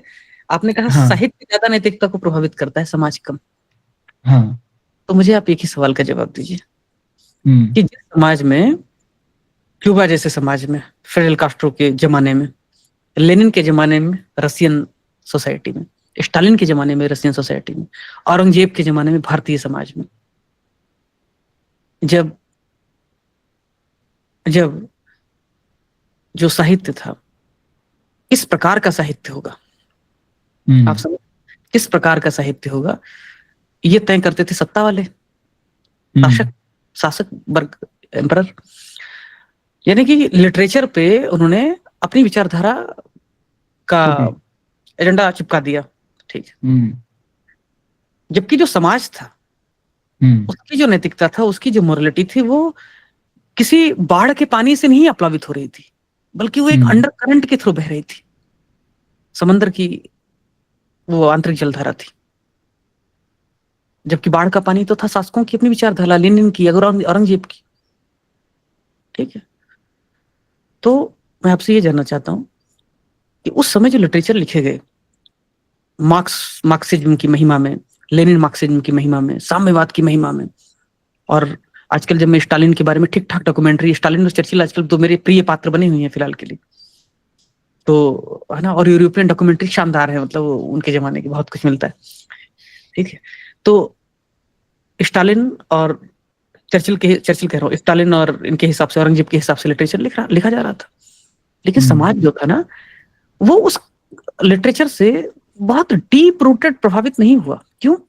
अगर हुआ होता तो औरंगजेब के जमाने में तो दारुल इस्लाम वाला कॉन्सेप्ट चल रहा था कि भाई इस्लाम मैं कर देना, इस्लामीकरण कर देना है पूरे समाज का, लेकिन समाज में फिर भी हिंदू बचे रहे। क्यों? क्योंकि इस्लाम का कितना भी महिमा मंडन किया गया, लेकिन जो कोर मोरल कैरेक्टर था, एक इंटरव्यू है जावेद अख्तर अटल बिहारी वाजपेयी का, अटल बिहारी वाजपेयी से कहते हैं कि भारत अगर, अटल बिहारी वाजपेयी उनसे कहते हैं कि भारत अगर सेकुलर है, भारत अगर धर्मनिरपेक्ष है, तो हिंदुओं की वजह से, क्या कहते हैं उसको, संविधान में सेकुलरिज्म की वजह से नहीं, बल्कि यहाँ बहुसंख्यक लोग हैं, जो मेजॉरिटी के लोग हैं, वो सर्वधर्म समभाव, वो उनकी जीन में, उनके खून में, उनकी सोच में वो परंपरा है ना, सनातन की परंपरा, वो भारतीयता की परंपरा है, वो भारतीयता का कोर मोरल कैरेक्टर है। तो जो कोर मोरल कैरेक्टर है ना, जो केंद्रीय नैतिकता है, लिटरेचर से नहीं आया, वो परंपरा से, अंडर करंट से, हजारों साल की वो तपश्चर्या है, हजारों साल का वो ठहराव है। आप कैसे कह रहे हैं कि लिटरेचर से नैतिकता प्रभावित होती है ज्यादा सोसाइटी से? क्या बात कर रहे हैं? ठीक है, तो अब मैं बस यही कहना चाहूंगा, आपने बोला ना हजारों साल से इंसान एग्जिस्ट लगातार नहीं करते हैं। वो आज से 500 साल पहले या 800 साल पहले एक सर्टेन थॉट्स आए रहे होंगे लोगों के दिमाग में, उन थॉट्स को आर्टिकुलेट करके स्ट्रक्चर्ड तरीके से लिटरेचर में पिरोया गया, और उसको आगे आने वाली जनरेशन को ट्रांसमिट किया गया, डिसेमिनेट किया गया, है ना। और उसके तरीके में बहुत इंपॉर्टेंस है कि उस तरीके को कैसे, लिटरेचर का क्या मतलब है, लिटरेचर अपने आप में कुछ चीज नहीं होती है, अल्टीमेटली सारी चीजें आइडियाज होती हैं, आइडियाज हैं, थॉट्स हैं। अब उस आइडिया में कितना दम है और उस आइडिया को कैसे कन्वे किया जा रहा है आगे, वो अगली जनरेशन में पहुंचेगा कि नहीं पहुंचेगा। श्री रामचरितमानस जो है वो पिछले 500 साल से अभी तक लोग उसका पाठ क्यों कर रहे हैं? क्योंकि उसमें कुछ ऐसी क्वालिटी हो कि उसको इस तरीके से तुलसीदास जी ने इस तरीके से उसको लिखा, इस तरीके से उस थॉट को, या फिर जो रामायण की कहानी थी, श्री राम जी की कहानी थी, उसको इस तरीके से उन्होंने लिखा, उसको लिटरेचर में पिरोया, तभी वो आगे तक आ पा रही है। तो जो अभी आपने कहा कि जो हिंदू समाज कह लीजिए या बहुसंख्यक समाज के जो भी इनके मोरालिटी है, इनका जो कैरेक्टरिस्टिक है वो ऐसा है, इस वजह से यहाँ पर सेकुलरिज्म है, तो वो अभी तक बना कैसे है? क्योंकि वो लिटरेचर के थ्रू हमारे पास अभी तक पहुंचता चला आया है। पहले वो श्रुति के माध्यम से होता था, तब लिखा नहीं जाता था। मैं ये नहीं कह रहा हूं कि राइटिंग हमेशा हुआ करती थी, बट आइडियाज का डिसेमिनेशन, लिटरेचर क्या है? आइडियाज हैं, है ना? किसी के मैं आपका तर्क समझ गया, तो मैं इसको ऐसे समराइज करता हूँ। ठीक है, मैं आपकी बात से up to some extent actually I do agree. तो मैं इसको ऐसे, जब मैंने सवाल पूछा तो क्या समाज या लिटरेचर में से क्या ज्यादा प्रभावित करता है नैतिकता को, तो इसमें मैं जनता की सहूलियत के लिए अगर मैं इसको सेंटेंस में तो जो नैतिकता है उसको लिटरेचर भी ज्यादा प्रभावित कर सकता है, समाज भी, निर्भर इस बात पर करता है कि जो साहित्य रचा गया, जो साहित्य लिखा गया, उसकी स्वीकृति दबाव की वजह से नहीं, बल्कि दबाव के अभाव के बावजूद जो सामाजिक स्वीकृति है या जो जनमानस की जो चेतना है, उस तक कहां तक वो बसर कर पाती है, कहां तक वो पहुंच पाती है, इस पर निर्भर करता है। अगर वो उनके आंतरिक मूल्यों में समाहित हो जाती है, उनकी सहूलियत के हिसाब से, काल समय परिस्थिति निरपेक्ष, जैसे आपने रामचरितमानस का उदाहरण दिया, मानस की तरह,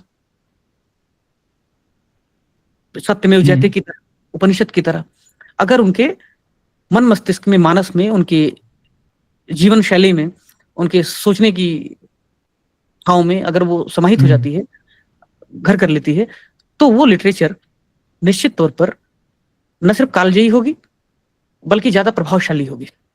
एग्जैक्टली, मैंने सबने बताया।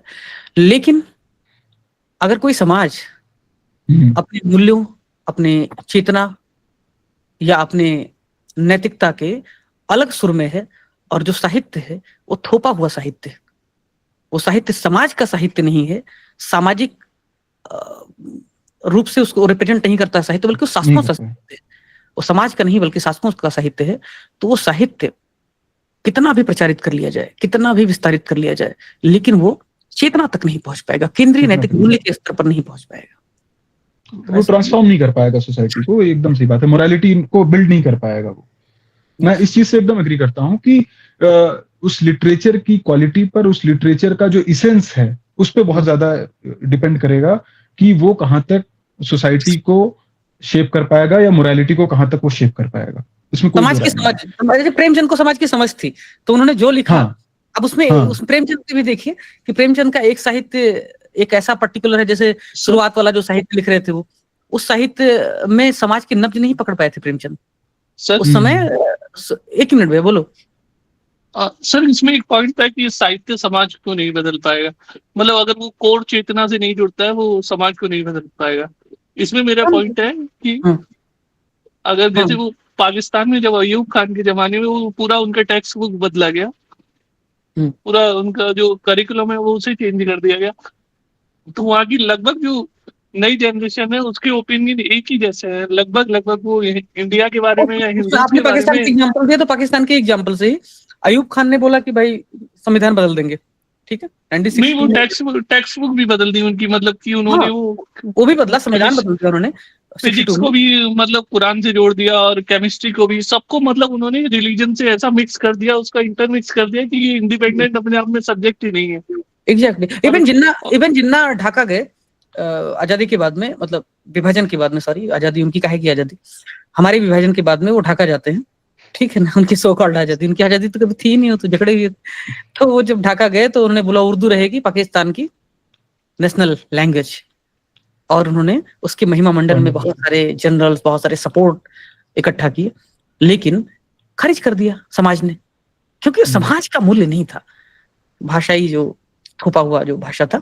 औरंगजेब ने संगीत पर, साहित्य पर कितना बैन लगाया था, लेकिन कहाँ वो बैन चला, लेकिन सर वो सोसाइटी ऐसी थी कि मतलब उस तरीके से हम उतना एनफोर्स नहीं कर सकते थे हम, जैसी सोसाइटी आज की है, जिस लेवल का पुलिस स्टेट हम आज बना सकते हैं टेक्नोलॉजी के साथ, उस जमाने में हम बना ही नहीं सकते थे, तो उतना ब्रेन वॉश हो ही नहीं सकता था। लेकिन आज ये पॉसिबल है। हम जैसे कि ये यूट्यूब, आपकी जो यूट्यूब या सोशल मीडिया आप खुद चला रहे हैं, आपकी एल्गोरिथम इतनी स्मार्टली डिजाइन है कि आपको पता भी नहीं चलेगा कि आप क्या फीड कर रहे हैं, आपको वो इनडायरेक्टली फीड कर दिया जाएगा। यूट्यूब का मैं बहुत बड़ा व्यक्ति हूँ भाई, मेरा समय बहुत खाता है। खैर नेक्स्ट डायमेंशन पे चलते हैं, अगला डायमेंशन या कंक्लूजन की तरफ बढ़ेंगे। नहीं तो मतलब एक डायमेंशन और मैं डिस्कस करना चाहूंगा, हालांकि उसमें बहुत ज्यादा कुछ है नहीं, कि कैसे जो मोरालिटी है और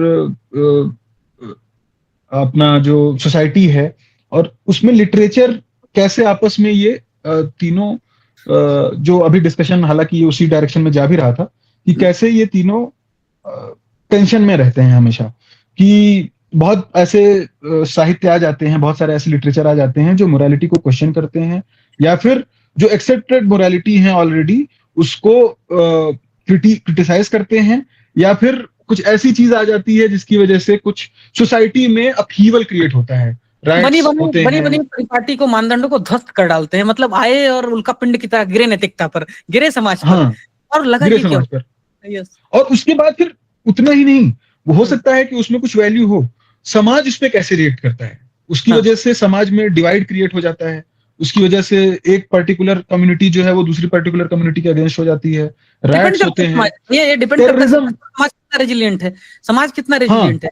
भारत जैसा समाज होगा, कर लो आक्रमण, जितना आक्रमण करना है तुम, है ना, मतलब तुम हजारों साल तक आक्रमण करो, लेकिन इसकी अंतरात्मा को आप खत्म नहीं कर पाए, ठीक है। और ये सब, लेकिन वहीं दूसरा जो है, कोई समाज होगा तो हो सकता है कि उसकी नैतिकता बदल भी जाए। आप बताओ ना, जेम्स कुक जाता है, उसके बाद से आप देखो एबॉर्जिन्स को किस तरीके से मार के खदेड़ दिया गया, रेड इंडियन को खत्म कर दिया गया। आज वही रेड इंडियन जो वहां के वर्जिनल निवासी थे आज भीख मांग रहे हैं, वही एबॉर्जिन जो ऑस्ट्रेलिया के वर्जिनल निवासी आज रिजर्वेशन मांग रहे हैं। और मजे की बात क्या है पता है आपको, ऑस्ट्रेलिया में एबॉर्जिन्स जिनको खदेड़ करके मार करके ये अंग्रेज वहां जाकर के बस गए, उन्हीं एबॉर्जिन्स के लिए रिजर्वेशन के लिए बिल पेश किया गया वहां के पार्लियामेंट में, खारिज हो गया। तो नेबट की गवर्नमेंट ने पेश किया, मतलब या अभी जो सर्विंग है इन्होंने किया, क्या नाम इनका, याद नहीं आ रहा है मुझे नाम ऑस्ट्रेलियन पीएम का, एल्बनीज। हाँ एल्बनीज जो भी है, तो खारिज कर दिया पार्लियामेंट ने। ये कैसी नैतिकता है? ये नैतिकता अंग्रेजों की नैतिकता है, जो वहां के समाज पे ऐसी थोपी गई कि बेघर कर दिया लोगों को और उनको आश्रय तक का अधिकार उनसे छीन लिया।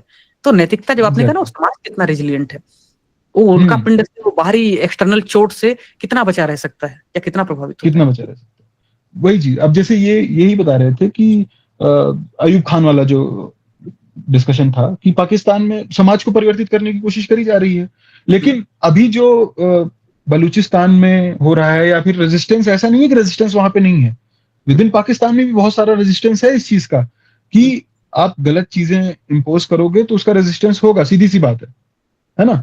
तो ये वाला भी डायमेंशन हमें उसमें इंक्लूड जरूर करना चाहिए, कि कैसे लिटरेचर जो है वो मोरालिटी को क्वेश्चन करती है, और उसकी वजह से सोसाइटी उस पर जैसे रिस्पॉन्ड करती है, उसके बेसिस पे जो सोशल फैब्रिक है वो ट्रांसफॉर्म होता है, टूट जाता है, या फिर रेजिलिएंट रहता है, तो वो इंटैक्ट रहता है, जैसे अपनी इंडियन सोसाइटी का। अब सभी प्रकार के जो तर्क थे उनका संहार करके बढ़ते उपसंहार की तरफ, मतलब कंक्लूजन की तरफ, ठीक है। तो उस पर जरा बात, ये तरीका है कैसे आप कनेक्ट करते हैं एक पैराग्राफ से दूसरे पैराग्राफ को, कैसे कंटिन्यूटी मेंटेन रखी जाती है।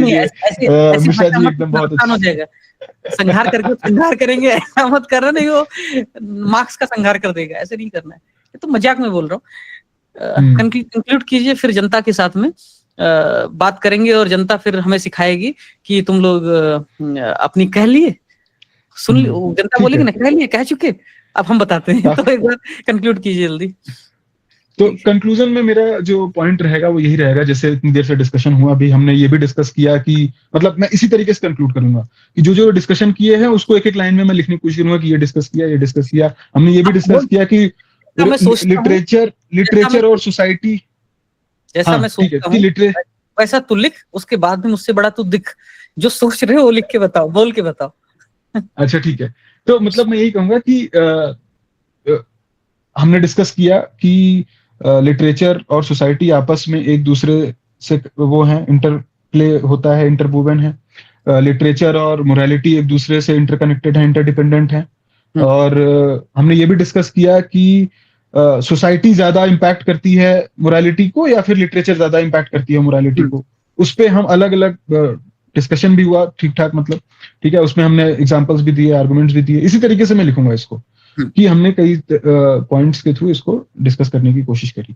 हालांकि इन कंक्लूजन इन सब चीज के बेसिस पर हमें ये समझ में आता है कि ये कभी भी साइलोज में नहीं एग्जिस्ट करते हैं, मतलब ये इंडिपेंडेंटली नहीं एग्जिस्ट करते हैं, ये तीनों आपस में एक दूसरे पर डिपेंडेंट है। सोसाइटी, लिटरेचर और मोरालिटी जो है वो एक दूसरे पर डिपेंडेंट है। बहुत सारी लिटरेचर जो है वो मोरालिटी को चैलेंज करते हैं और फिर उसको शेप करते हैं, और ये एक कंटिन्यूअस प्रोसेस है जो कि सोशल फैब्रिक को भी इवॉल्व करता रहता है हमारे, और लिटरेचर को भी इवॉल्व करता रहता है। जैसे सोसाइटी होती है उस हिसाब से लिटरेचर भी रिच होता चला जाता है, सोसाइटी भी उसी हिसाब से चेंज होती जाती है, और मोरालिटी भी उसी हिसाब से शेप होती रहती है, और एक्सेप्टेंस सोसाइटी में बढ़ता चला जाता है। इस तरीके से मैं इसको कंक्लूड करूंगा। ठीक है, मतलब कुल मिलाकर के आप जीएस जयशंकर जैसा जवाब दे देंगे लास्ट में, ठीक है? कि तीनों एक दूसरे को प्रभावित करती हैं, इतना तक उतना तक, ऐसे वैसे, एंड देन जय हो, ऐसा ही ना? हाँ, मतलब कंक्लूजन में मैं यही कोशिश करूंगा कि तीनों जो, क्योंकि मतलब मुझे अंदर से, देखिए एक ये भी बहुत जरूरी चीज है कि जब मैं कोई आर्गुमेंट दे रहा हूं तो उसमें मुझे अंदर से कितना कन्विक्शन है, वो बहुत इंपॉर्टेंट होता है। और वैसे भी एक बात, ब्यूरोक्रेट जो होता है ना, वो बहुत कन्विक्शन वाला होता नहीं है। ब्यूरोक्रेट कैसे होता है ना, अच्छा कानून ऐसा कहता है, लेटर ऐसा है, स्पिरिट ऐसा है।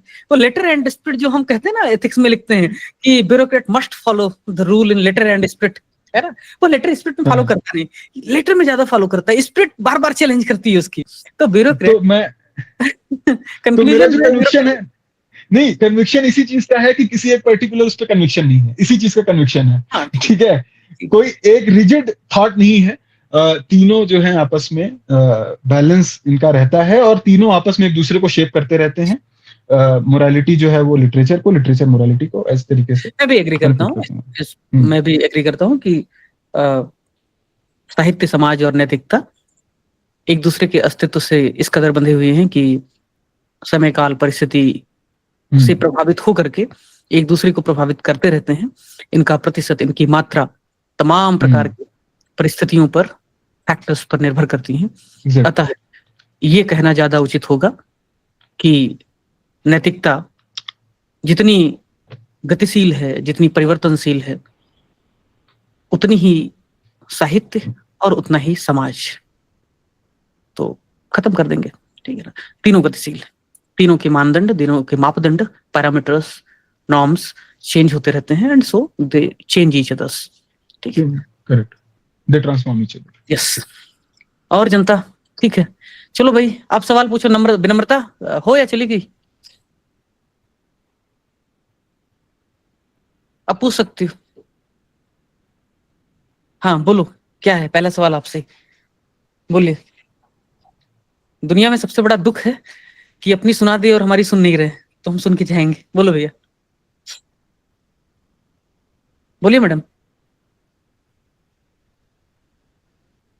ठीक है, अरे धन्यवाद नहीं, आउट ऑफ थैंक्स नहीं चल रहा है। सवाल पूछो, कुछ है इसमें तुम्हारे आर्गुमेंट या तुम्हारा कुछ ऐसा, या हम ही को क्रिटिसाइज कर लो कि तुम्हारा हो गया? सर, ऐसा डिस्कशन होना चाहिए, सच में बहुत अच्छा था। अच्छा, हाँ कर लेंगे, उसमें क्या, हमें तो मतलब सुनेंगे लोग, इससे ज्यादा इंसान को क्या चाहिए? कुमार विश्वास उसी का तो पैसा कमा रहा है, तो सुनाने का इससे अच्छा क्या है? तो ये फिलोसॉफी वाले हैं, मैं लिटरेचर वाला हूँ। वैसे फिलोसोफर तो हर कोई है, लेकिन स्टूडेंट फिलोसॉफी के ज्यादा हैं। तो बस वो थोड़ा सा, आप अंग्रेजी माध्यम के हैं, जनता हमारी भी अंग्रेजी है, लेकिन मैं चाहता हूँ कि थोड़ा सा हिंदी वाले शब्द आप, मैं उसके लिए पहले ही, मतलब मुझे पहले ही क्षमा मांग लेना चाहिए था, डिस्क्लेमर देना चाहिए था, बट मैं उस चीज को भूल गया। तो अभी मैं बाद में उस चीज के लिए थोड़ा मैं सॉरी बोल रहा हूँ कि मैं शायद अगली बार इंटरवुमेन की जगह आपस में गुत्थी हुई है, गुत्थम गुत्था चल, ऐसा बोलिए। हाँ जरूर, पक्का, मैं सीखता चला जाऊंगा ना, फिर जैसे जैसे इंटरेक्ट करता रहूंगा, मुझे लगता है मैं और सीखूंगा। और हाँ, मुझे ऐसा लगता है कि लिंग्विस्टिक जो मतलब भाषाई ज्ञान जितना ज्यादा हो उतना अच्छा रहता है, आप अपने थॉट्स को उतना अच्छे से एक्सप्रेस कर पाते हो। भाषा वो बहुत दोनों ही, इंग्लिश और हिंदी या फिर जो भी नई लैंग्वेज सीखने का मौका मिले वो सीखते रहना चाहिए। जैसे आगे एक लाइन कहते हैं कि दुनिया में सब कुछ भाषा है, हम उतना ही सोच सकते हैं जितनी भाषा हमारी हमें सामर्थ्य जितनी है। आकाश में नक्षत्र मंडल के बारे में भी कल्पना करते हैं तो कल्पना भी भाषा में आती है। कल्पना महसूस में नहीं आती है, अनुभव में नहीं आती, भाषा में आती है। भाषा, मैं बार बार कहता हूँ, शिक्षा में, एजुकेशन में भाव से बड़ी हुई भाषा। भाव साइड में रखो, पीछे पीछे रखो, भाषा आगे आगे रखो, चिंतन आगे आगे रखो, भाव पीछे पीछे रखो। हाँ, पूछ रहे हैं और लोग पूछ रहे हैं। बोलो आदित्य। सर मैं पहली बार मैंने ये ऐसे आप लोग वहां से बोल रहे थे, मैं सुन रहा था, मैं कुछ लिखता जा रहा था, तो मेरा रॉ इकट्ठा हो गया। उसके बाद मैंने उसको थोड़ा सा कंसाइज करके, तो मैं सिंपल सा एक क्वेश्चन पूछ रहा था इंट्रो स्टार्ट करने के लिए। मेरा पहली बार का ये है, इससे पहले मैंने कभी ऐसे लिखे नहीं है।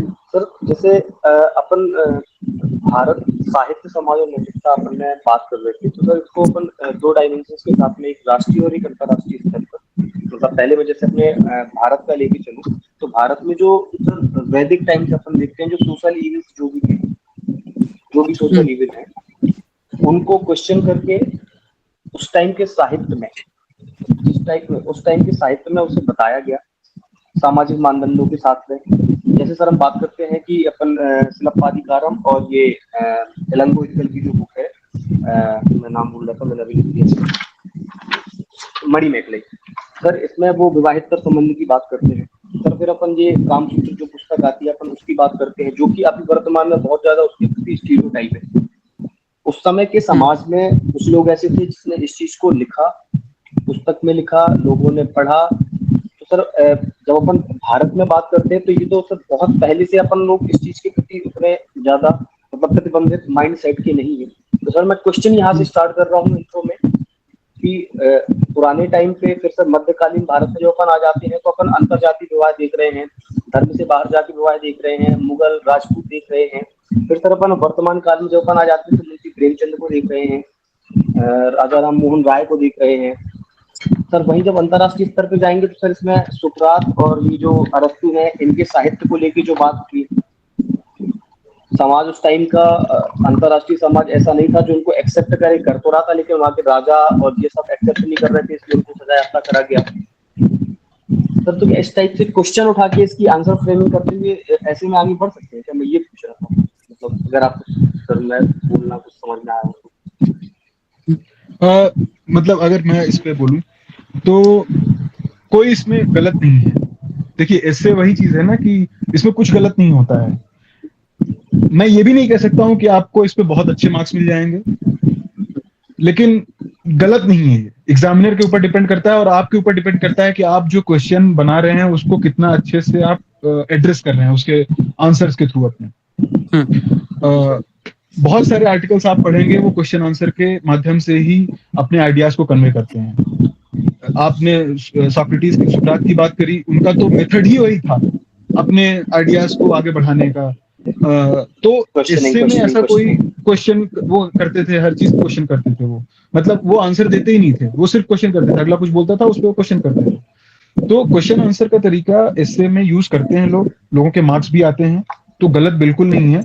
बस ये है कि जो ध्यान देने वाली बात है कि आप टॉपिक से नहीं भटकिए। बस जो टॉपिक है उस पे आप अगर बंधे हुए हैं, उस पे आप लगातार वापस आ रहे हैं, एग्जामिनर को पढ़ते हुए लग रहा है कि आप लिटरेचर मतलब साहित्य, समाज और नैतिकता की बात ही कर रहे हैं क्वेश्चन आंसर के माध्यम से, तो मुझे नहीं लगता कि उसमें कुछ गलत है। बाकी विषय जी बताओ। बीच बीच में वो विषय जो आप बोलते हैं ना, कई बार बीच बीच में साहित्य, नैतिकता और वो सब विषय आते रहने चाहिए। और जब भी आप छोटे क्वेश्चन होते हैं, हाँ जब आप प्रश्न उठाए तो भैया म्यूट कर लो, कौन है, आप ही म्यूट कर लो। तो जो आप प्रश्नवाचक शैली में, हाँ बोलने के बाद म्यूट कर लिया करो। तो जो प्रश्नवाचक, आदित्य बोलने के बाद म्यूट कर लिया करो खुद को।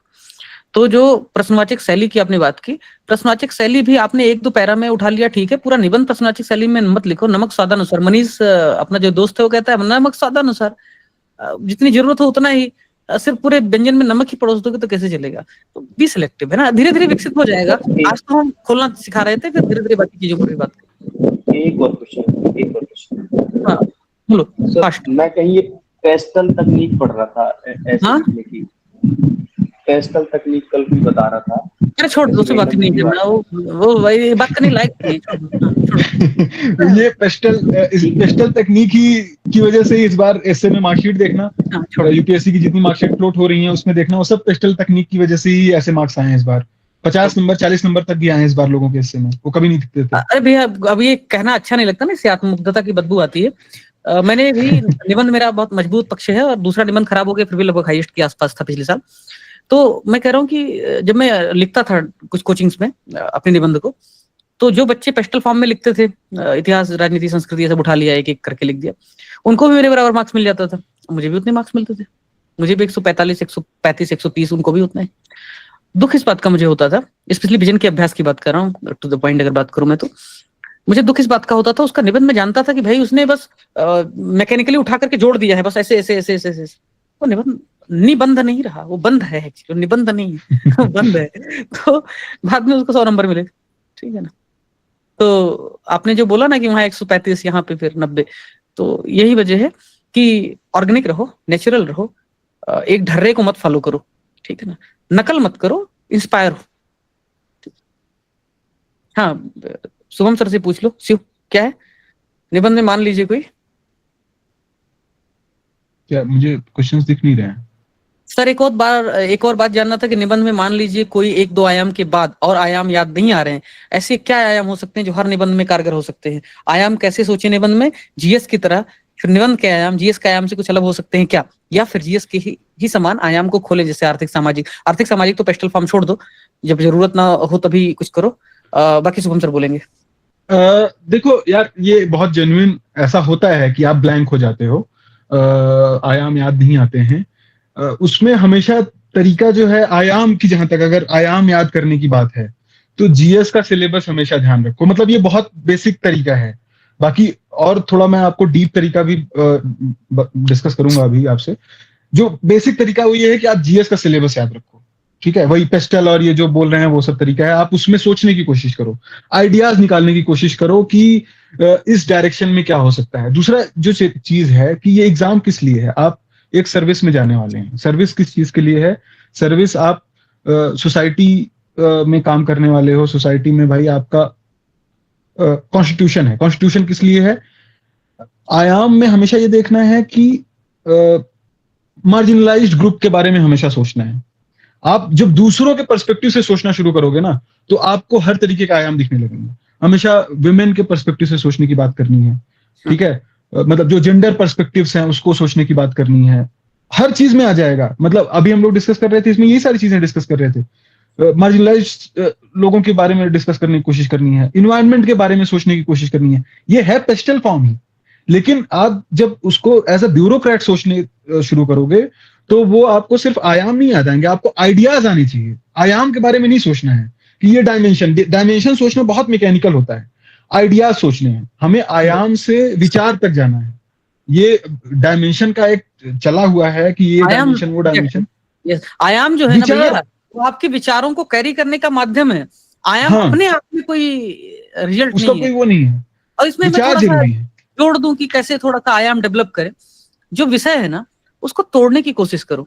जैसे उसने कह दिया कि पालना झुलाने वाले के ही हाथों में दुनिया होती है, ऐसा कुछ पूछा था ना यूपीएससी में। तो इसमें देखो पालना क्या है, पालने को समझाओ, एक आयाम ये हो गया। जो पालना झुलाती है वो कौन है, और उसके हाथों में दुनिया का भविष्य कैसे होता है? तो क्या सिर्फ पालना झुलाने वाली यानी कि माँ, सिर्फ उसी के हाथों में दुनिया का भविष्य होता है?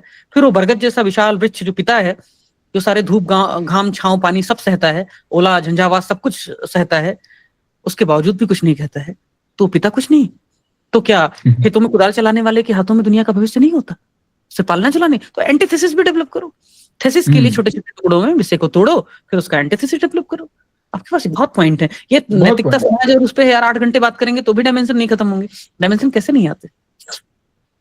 तो यही चीज, बस डायमेंशन विचार आप जब सोचना शुरू करेंगे ना तो आपको आएंगे ही हमेशा। जैसे बोला ना सर ने कि थीसिस होगी, उसकी एंटीथेसिस जरूर सोचना है। उसका जो मैकेनिकल तरीका है वो वही है। जीएस के सिलेबस को आप ध्यान में रखिए, जीएस 1 पे पहले सोचिए कि अच्छा इसमें से क्या डायमेंशन निकल सकता है, उसमें से क्या डायमेंशन निकल सकता है। लेकिन अल्टीमेटली आपके पास विचार होने चाहिए। जैसे जितने भी एग्जाम्पल्स अभी दिए मिश्रा जी ने, वो सब विचार हैं कि भाई सिर्फ माता ही अकेले नहीं करती, पिताजी भी कुछ करते हैं। तो उस तरीके से करना है, आपको कभी भी कमी नहीं पड़ेगी। और आप जब एग्जाम में ऐसे देने जाएंगे तब तक आपका इतना डेवलप हो चुका होगा माइंडसेट, अगर आप प्रैक्टिस करते रहेंगे, कि विचारों की और आयामों की कमी तो नहीं होने वाली है आपको। आप व्यायाम करते रहो आयामों के साथ, आयाम के साथ व्यायाम करते रहिए। और नम्रता, तुम्हारा सवाल है 29 तारीख की स्ट्रेटजी, और शेख तुम्हारा सवाल है कि हर सैटरडे। तो इसके लिए यही है कि भैया मैंने 10 महीने हो गए ये मजदूरी करते हुए मुझे। तो 10 महीनों में मैंने कम से कम एक 20 निबंध पे चर्चा किया होगा, कम से कम 15-16 निबंध की रिकॉर्डिंग यूट्यूब पे अवेलेबल है। ठीक है, तो मेरी जो मजदूरी है वो प्लेलिस्ट में है यूट्यूब पे। और अभी शुभम सर हैं, तो इनका जीवन व्यस्त है, उसके बावजूद भी वीक में एक दिन शाम को, रात को। एकदम मैं, मेरी तरफ से पूरी कोशिश रहेगी। थोड़ा सा यहाँ पे अनसर्टेनिटीज रहती हैं, मतलब 24/7 की जॉब है ये, और यहाँ पे अभी आपको पता है क्या माहौल है जहाँ पे हूँ मैं। ठीक है, तो थोड़ा सा रहता है, हो सकता है टाइमिंग का इधर उधर हो जाए, बट सर्टेनली मतलब मेरी तरफ से तो ये रहेगा कि हाँ बिल्कुल। तो ठीक है, मुझे लग रहा है कि और कुछ बहुत महत्वपूर्ण सवाल हो तो सर से पूछ लो, अदरवाइज फिर हम नए आयाम पर फिर से मिलेंगे, नए विषय पर मिलेंगे। हेलो, नम्रता देख लेंगे ना, डाल दो चैनल पे कमेंट बॉक्स में, मैं देख लूंगा। अभी यही लाइव चेक करना थोड़ा मुश्किल होगा, प्रैक्टिकल नहीं है अभी यहीं पे, या मुझे पर्सनली भेज दो मेरी मैत्री की आईडी। बोलो भैया, कुछ सवाल है क्या शुभम सर से? मुझसे तो रोज ही पूछते रहे, तो आस्क हिम एक्चुअली। हेलो। बोलो बोलो आलोक। हाँ सर, सर क्वेश्चन ये था कि जैसे लिटरेचर और जो दर्शन होता है सर, जब समाज को प्रभाव करने की बात आती है, तो क्या हम ऐसा इसमें मान सकते हैं सर कि दर्शन समाज को रास्ता दिखाता है और लिटरेचर समाज का आईना होता है? हाँ, मतलब मान सकते हैं, एकदम मान सकते हैं, लिटरेचर समाज का आईना होता है। लेकिन जो दर्शन है वो समाज तक पहुंच कैसे रहा है, ये भी तो समझने वाली बात है ना। दर्शन जो है वो समाज तक लिटरेचर के ही माध्यम से पहुंचता है। तो न सिर्फ समाज का आईना है, समाज को प्रभावित करने की भी कोशिश करता है लिटरेचर। और जो आप बात कर रहे हैं वो भी सही है, बस उसी में मैं ऐड कर रहा हूँ बस। अरे लिटरेचर और दर्शन अलग अलग सर, शुभम भाई, ये लिटरेचर और दर्शन अलग अलग क्या है? हर लिटरेचर का अपना दर्शन होता है, हर लिटरेचर से एक दर्शन निकलता है, क्या कुछ एग्जैक्टली। तो वही चीज है, दर्शन जो है लिटरेचर के माध्यम से ही टहलती है समाज में। दर्शन अपने आप में कैसे एग्जिस्ट करेगी, वो तो लिटरेचर के माध्यम से ही टहलती है। दर्शन उसका इन्फ्लुएंस है, दर्शन उसका सार है लिटरेचर का। लिटरेचर जिस दर्शन को कन्वे करना चाहता है, दैट इज द रिजल्ट। उसको अलग अलग आप करके नहीं देख सकते हो। कैसे आलोक, आयाम बनाने के लिए आयाम मत बना भाई, तर्क गढ़ने के लिए तर्क मत गढ़ो, जो बहुत जेन्युइन है उसी की तरफ थोड़ा सा, ठीक है ना।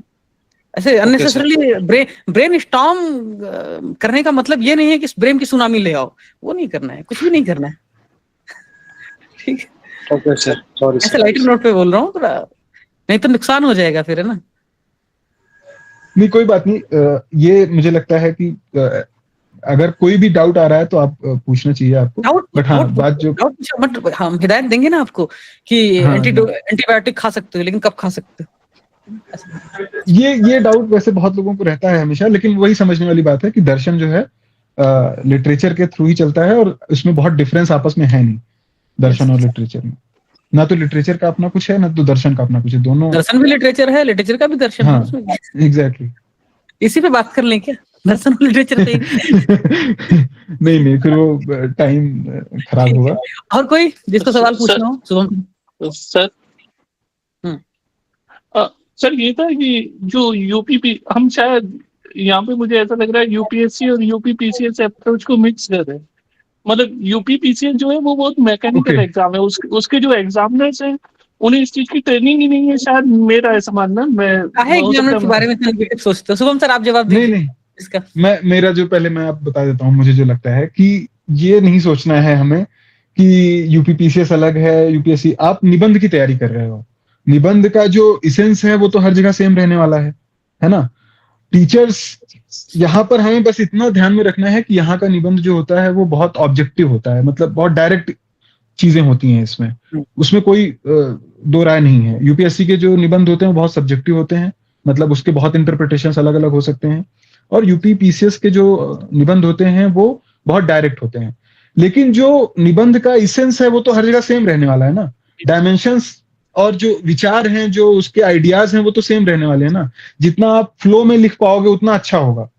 सर अगर इसमें आप मेरे साथ मैकेनिकल लिख दोगे, मैकेनिकल लिख दोगे तो आपको 150 मार्क्स का होता है ना निबंध।